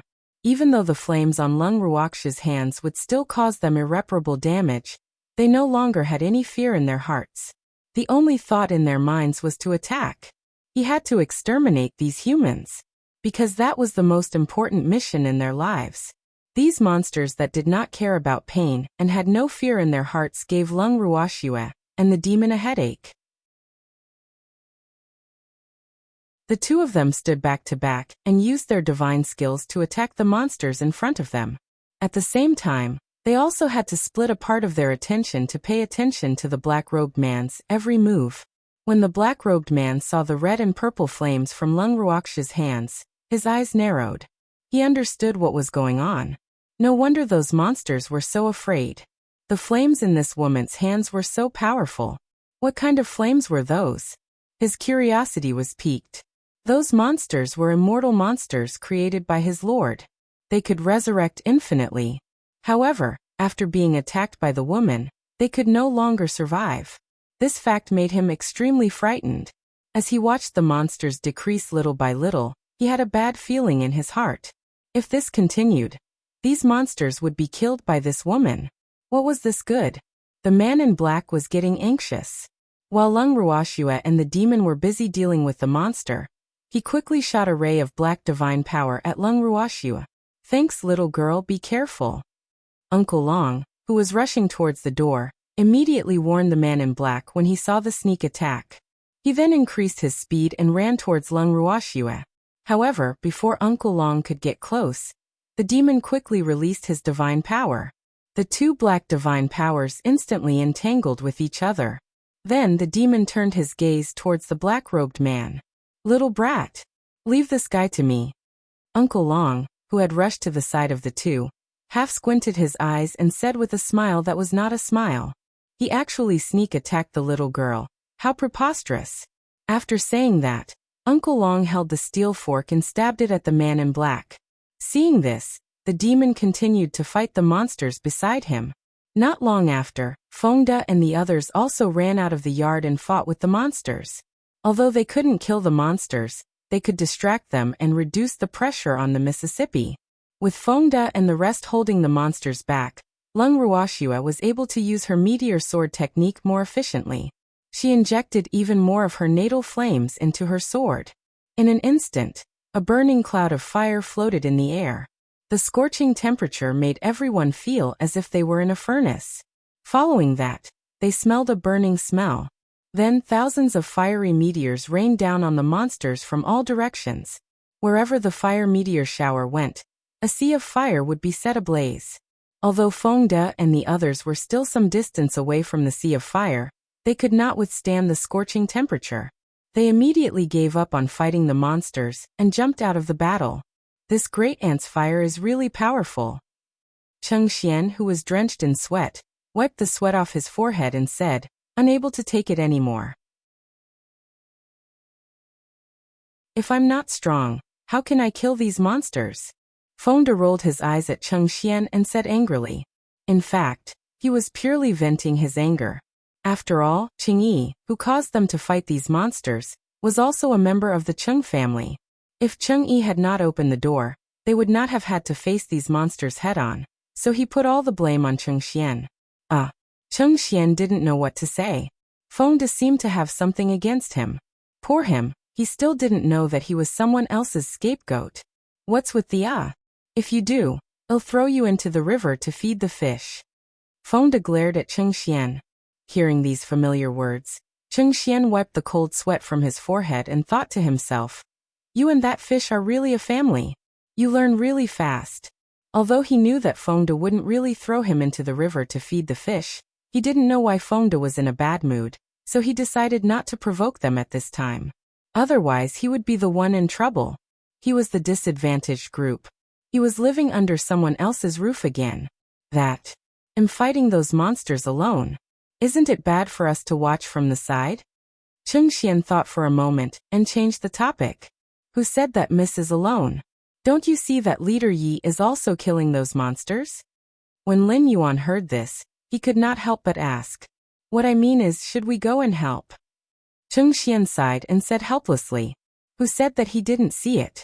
However, that evil man wasn't really fighting the monsters, but he was preventing them from disturbing his great aunt, just like what they had done before. However, they couldn't stand the high temperature of the flames, so they had to leave the battlefield. Thinking of this, he was so impressed by the evil man that he could actually stand such a hot temperature.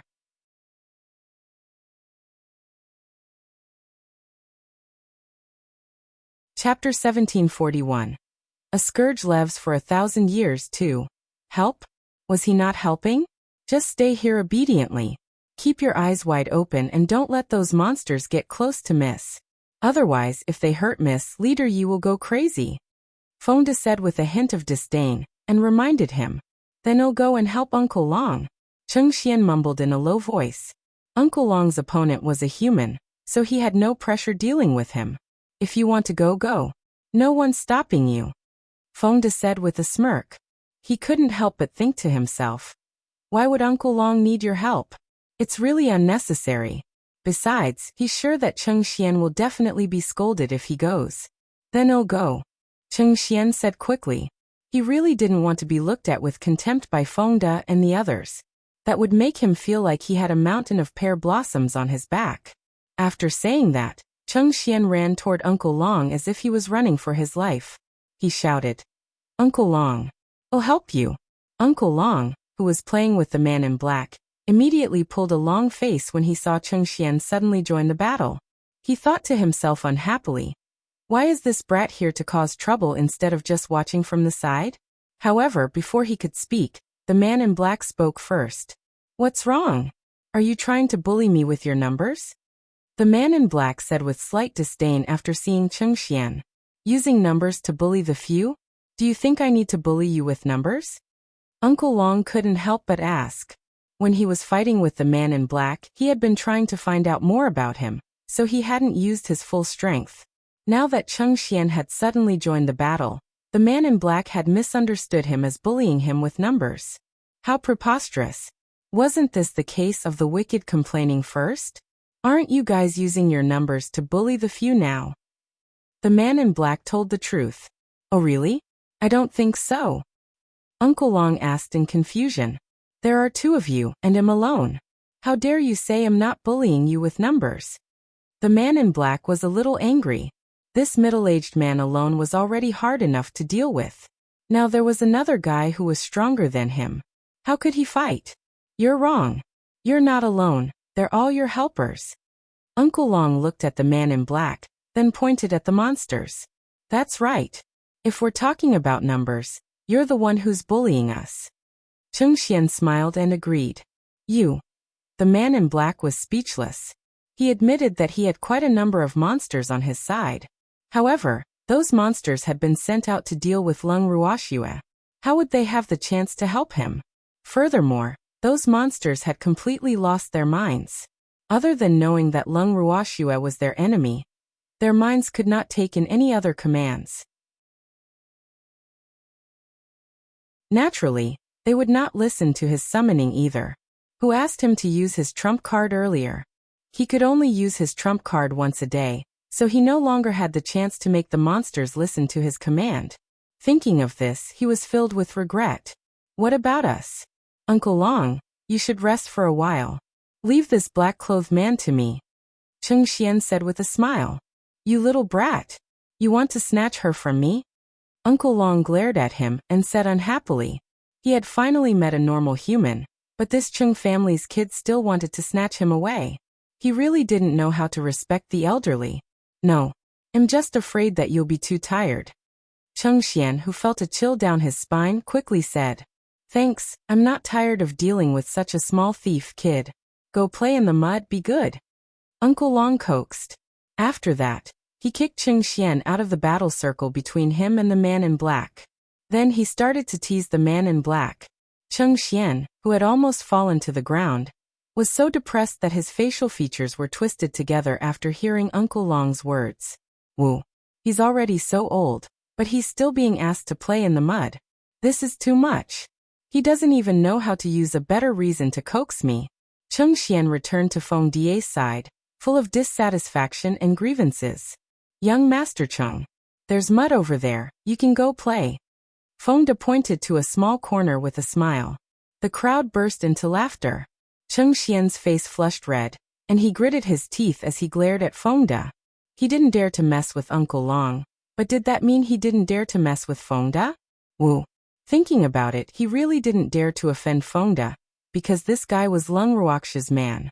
If he offended him, Great Aunt would definitely not let him off. Why was he so pitiful? Not only was there no one to dote on or love him, but he was also bullied by these people everywhere.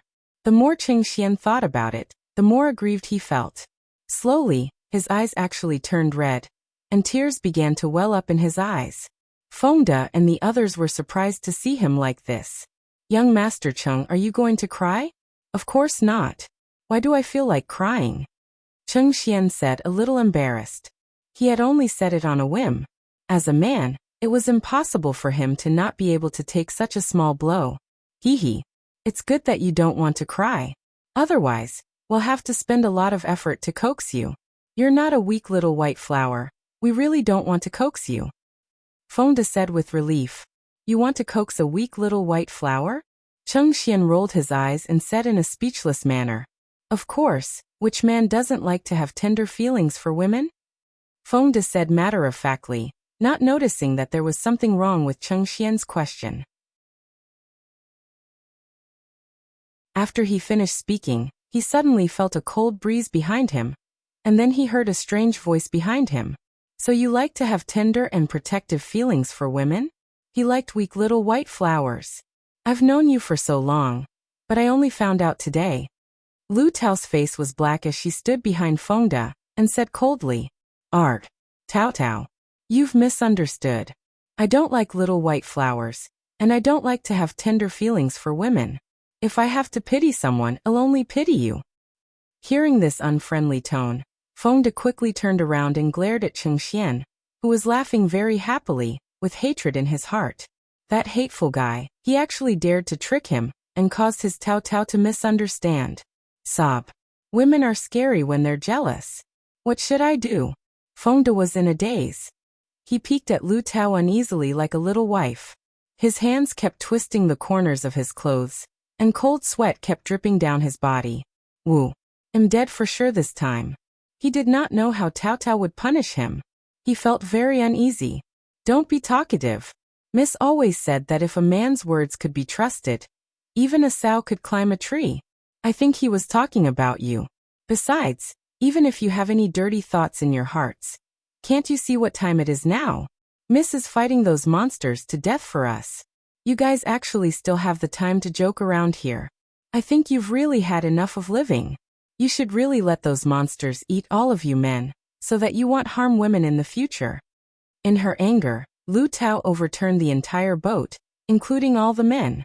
When Ning Haolan and the others, who had been shot innocently, heard Lu Tao's words, they all looked at Feng De with resentment.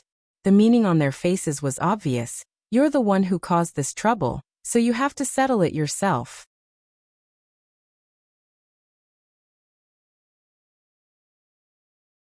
Chapter 1742. A Scourge Lives for 1,000 Years 3. Tao Tao. Feng De looked at Green Peach with a pitiful expression. You're on your own. Lu Tao didn't give Feng De a good look. After she finished speaking, she turned around and left. Feng De saw this and quickly chased after him. Ai. Poor captain. He's going to have a hard time this time. Lin Yuan looked at Feng Die's back and said with a little sympathy. The few maidservants beside the young lady, except for Tsueju, were more difficult to deal with than the other, especially Grape and Green Peach. They were two tigresses and they did not dare to provoke them easily. However, The captain's slip of the tongue had caused eternal hatred. This time, Green Peach would not know how to torture the captain. However, the main culprit seems to be someone else. At this thought, he turned his gaze to Cheng Xian.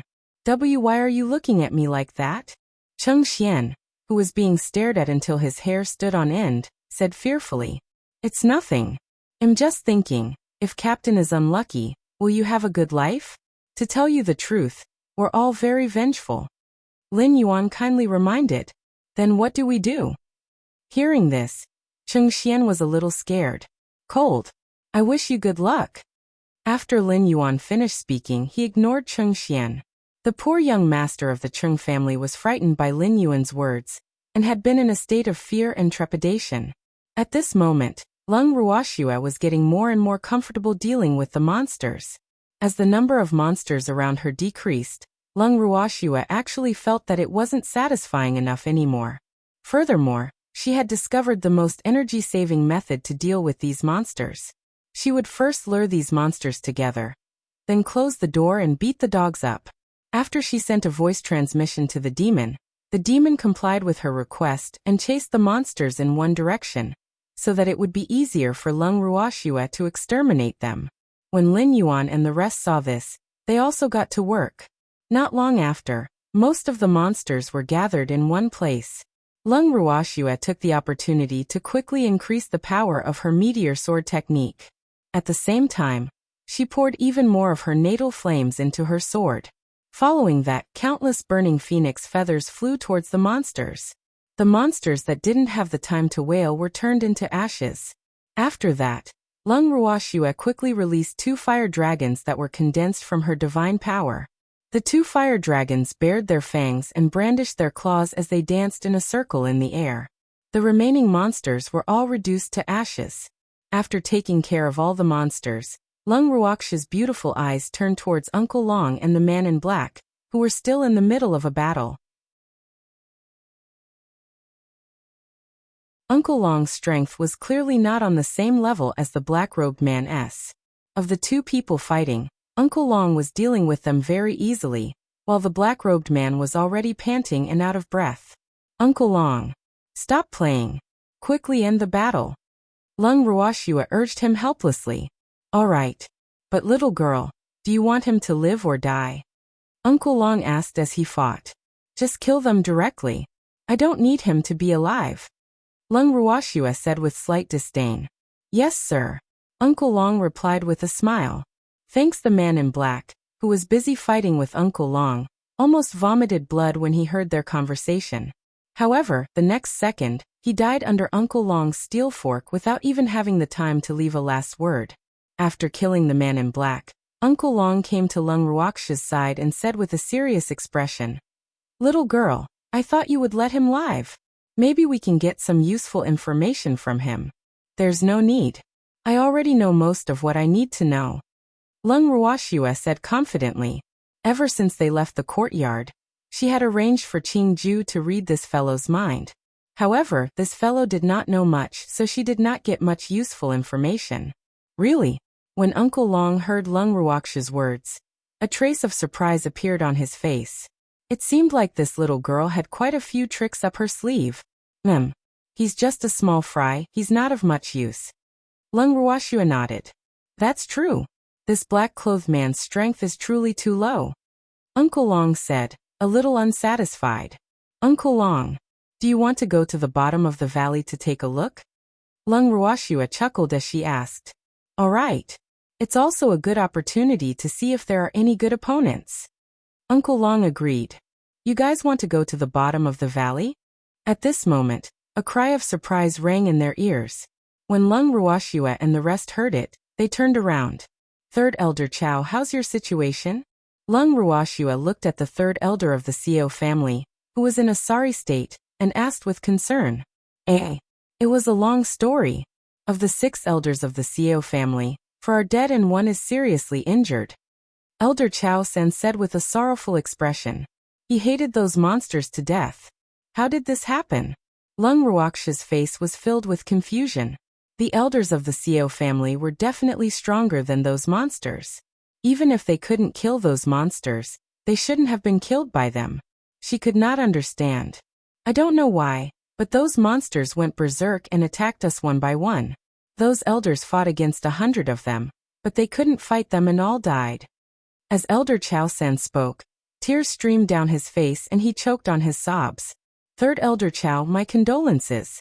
Lung Ruoxua consoled. She understood now. Those few elders were killed by the monsters after the frenzy. This could only mean that they were unlucky because at that time, most of the monsters were targeting her and the demon.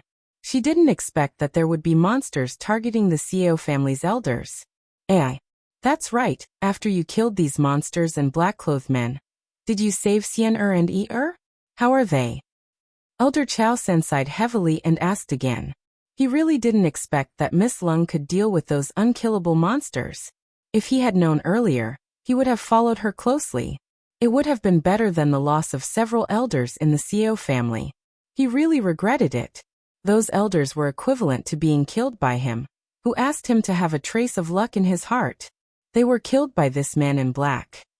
Lung Ruoxua pointed at the man in black. He's dead. After listening to Lung Ruoxua's words, Elder Chao San was lost in thought for a moment. Then he ran to Cheng Xian'er and Cheng Yi's corpses and started to wail. Woo! Xian'er, you all died so miserably. How am I going to explain this to the Cheng family? I can't see them, and am too ashamed to face the ancestors and ancestors of the Xiao family. I'm the sinner of the Xiao family. Elder Chao Sen cried as he shouted, causing Lung Ruoxua to frown.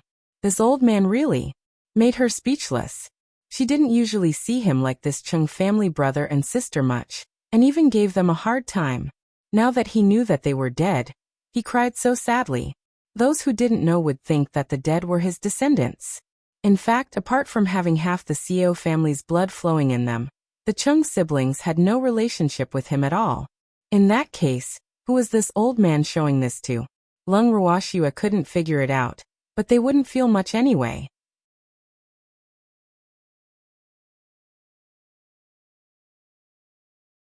Chapter 1743. A scourge lives for 1,000 years for.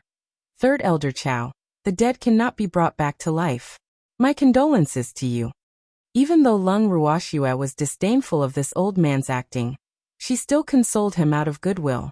After Lung Ruoxua finished speaking, Third Elder Chao choked on his sobs for a while before slowly getting up. Suddenly, he noticed that Cheng Xian'er's eyelids seemed to have moved. He quickly shouted, "Wait! Xian'er didn't die." What? When Lung Ruoxua and the rest heard this, they quickly ran to Cheng Xian'er's side and bent down to check. After checking, they found that Cheng Xian'er was still alive. Not only her, but even Cheng Yi was still breathing. However, their injuries were not light, and they were in a state of unconsciousness. With trembling hands, Third Elder Chao took out 2 healing pills and stuffed them into their mouths. After a while, the siblings slowly woke up. Big brother, where are we now? Cheng Xian'er couldn't help but ask as she looked at her brother. Don't worry, you're still alive. Without waiting for Cheng Yi's reply, Lin Yuan said in a bad mood. This is really a disaster that lasts for 1,000 years. Cheng Xian'er, this hateful woman, was actually not killed. That black-clothed man was really unprofessional. He couldn't help but feel that way in his heart. In fact, if it were anyone else in Cheng Xian'er's position, he would still sympathize with them. However, the people who had escaped from a great disaster were Cheng Xian'er and her brother. He couldn't sympathize with them no matter what. In addition, Cheng Yi had caused them to be besieged by the monsters. Therefore, in his eyes, this pair of brother and sister deserved to die. Unfortunately, they had actually managed to survive. There was an unspeakable regret in his heart, but he would not say it out loud since she had just escaped from death. At most, he would only complain a little in his heart. Big brother, we actually didn't die, Cheng Xian'er said with a smile on her face. However, her eyes immediately caught sight of Lung Ruoxua, who was very close to her, and the anger in her heart was immediately hooked. Lung Shui, you actually left us in the lurch. Our Cheng family will never let you off, Cheng Xian'er said, her embarrassment turning into anger. After hearing Cheng Xian'er's words, Lung Ruoxua chuckled and questioned. Miss Chung, when you say that you're not going to save me, do you mean that I didn't use this house to exchange for the lives of you and your sister? Of course. Chung Xian'er nodded.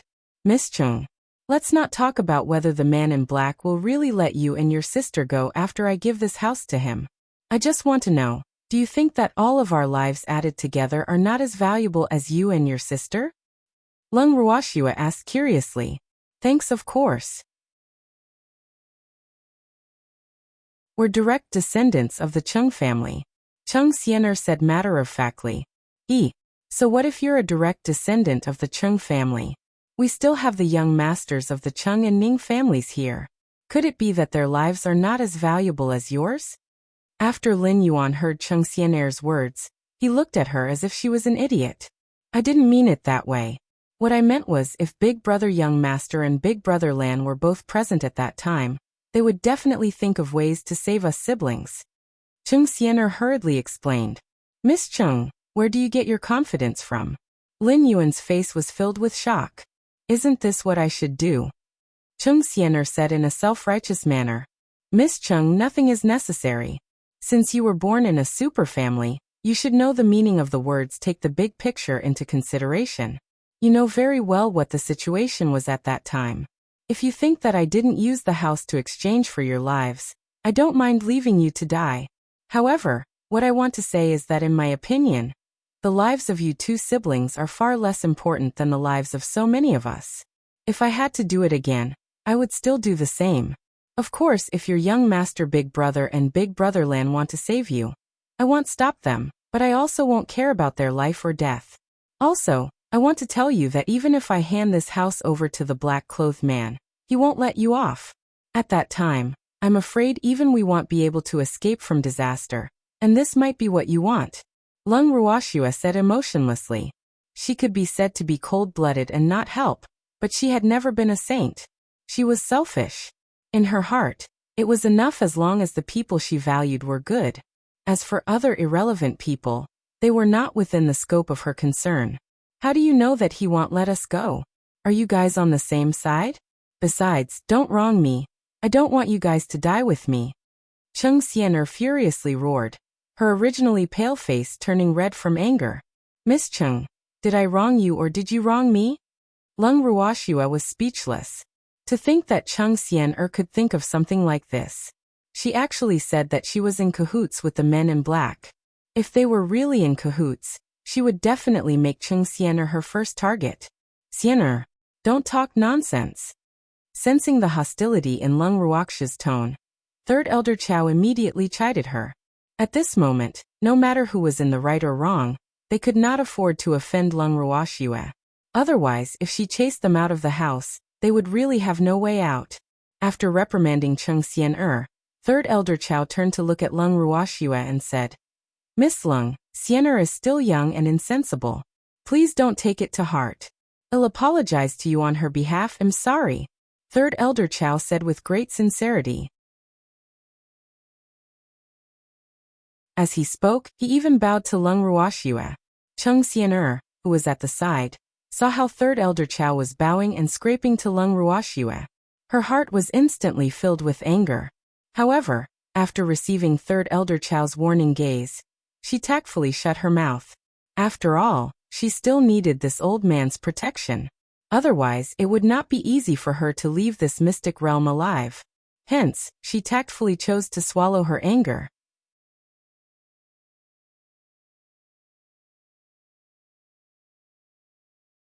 Chapter 1744. You've become smarter. 1. Young and insensible?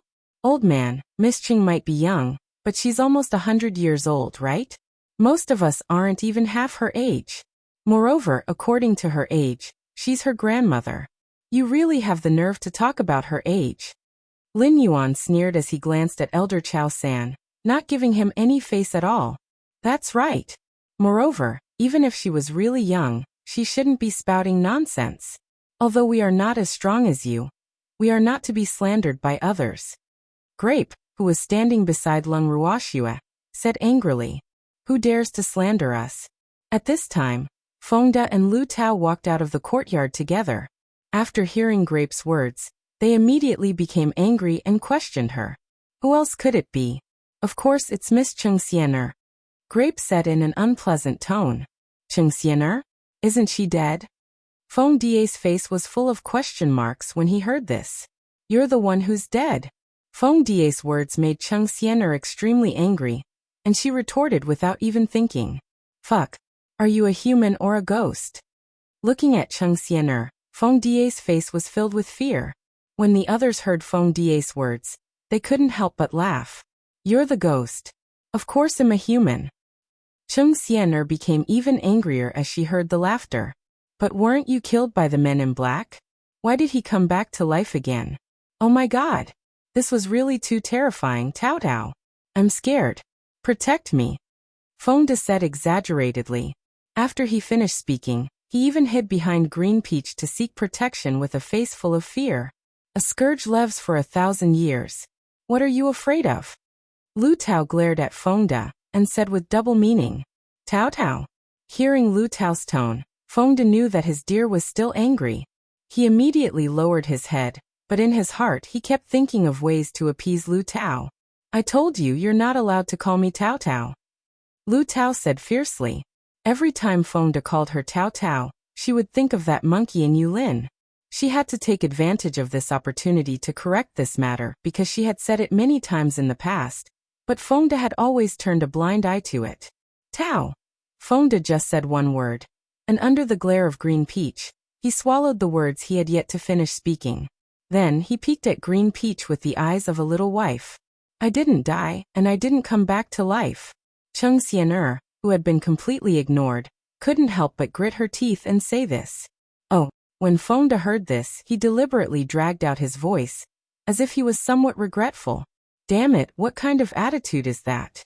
Feng Die's tone made Cheng Xianer go crazy. What's my attitude? Didn't I just say, oh? He didn't say anything? Feng De felt a little wronged. Why did all these women like to bully him? He didn't have a face that was easy to bully. Besides, other than his miss and his Tao Tao, no other woman could bully him. Thanks you. Cheng Xianer was so angry that she glared at him. Who asked her to say, oh? It was more annoying than anything else. Unfortunately, Feng De and the others did not care about her feelings at all. It's really lively. Ha ha. Suddenly, a loud laugh rang out in everyone's ears. Everyone quickly turned around and saw a middle-aged man in black standing at the exit of the valley. Beside him were at least hundreds of black-robed men and countless monsters. When everyone saw this, their hearts instantly sank to the bottom. Fuck. How could there still be so many? Did they just poke into the monster's nest? If I'm not wrong, you must be the leader of these minions and monsters. Lung Ruoxua said with a smile. The middle-aged man in front of her had unfathomable strength. There was also a hint of killing intent on his body. The feeling he gave off was quite out of place and uncomfortable. Leader? I'm their king. The middle-aged man clearly didn't like being called head and corrected him. There's no difference in my eyes. Lung Ruoxua said disapprovingly. Oh really? Little girl, you're very courageous. Unfortunately, such people usually don't live long. The middle-aged man reminded with a faint smile. His deep eyes seemed to sweep over Cheng Xianer, who was sitting on the ground. Cheng Xianer's heart palpitated with fear, and she felt extremely guilty. Cheng Xianer was a little scared when she saw the middle-aged man. What if this middle-aged man told her what she had promised him? Then Lung Ruoxua and the others would definitely not be able to tolerate her anymore. What should she do? Her mind spun quickly as she thought of a countermeasure. Right. She would say that this man forced her to do this, or else he would have killed her. Right. Just say it like this. Cheng Xianer, who was staring at the middle-aged man warily, quickly came up with a reason for her actions. At the same time, she also felt relieved. That's because you haven't seen people with long lives. After a long while, Lung Ruoxua's beautiful eyes lightly swept over the guilty-looking Cheng Xianer as she calmly smiled. You really have a sharp tongue, but I like to deal with smart people. How about we make a deal? The middle-aged man did not get angry at Lung Ruoxua's words. Instead, he spoke in an extremely friendly manner. What kind of deal? Lung Ruoxua was a little curious. Actually, She knew that this middle-aged man had been here for a while. However, he did not intend to act rashly, and she naturally did not want to alert him.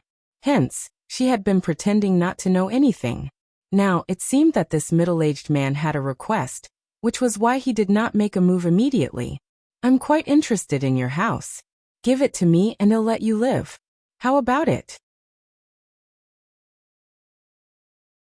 The middle-aged man said.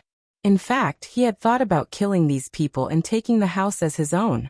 However, after seeing their combat power, he changed his mind. After all, he had already lost many monsters. If he used force to force them, he was afraid that both sides would be injured. This little girl's flame was too terrifying. And that Uncle Long was probably as strong as him. As for the others, he hadn't found anything special so far, but he didn't dare to take any more risks. Otherwise, he wouldn't be able to bear the blame of his lord. Quickly agree to his request and give him the house. Let him send us out of here. Without waiting for Lung Ruoxia's reply, Chung Xiener impatiently shouted, "Miss Chung, this isn't your house, so it's up to me to decide if you want to give it to me." Lung Ruoxia reminded him with a cold smile. "Then what are you waiting for? If we give him a house, he will let us live and we can leave this place. Moreover, this time it's not just for me. If you don't hand over the house to him, we will all lose our lives." Chung Xiener said fearfully. The moment she thought of death, her face would turn deathly pale. Furthermore, her words were also somewhat instigating. Didn't Lung Ruoxia previously say that for the sake of everyone's lives, she wouldn't use the house in exchange for her? Now she was using the house to exchange for everyone's lives. She wanted to see if this woman would still be as cold-blooded to everyone as she was to her. You're tuning in to the Li Mei's Wuxia Whispers YouTube channel. We're so grateful for your support, and don't forget to subscribe to join us on this incredible journey through captivating stories. Your generosity through donations truly makes a world of difference, as it's the primary source of revenue that allows me to expand and enhance this channel for you. Thank you from the bottom of my heart for being a part of this adventure.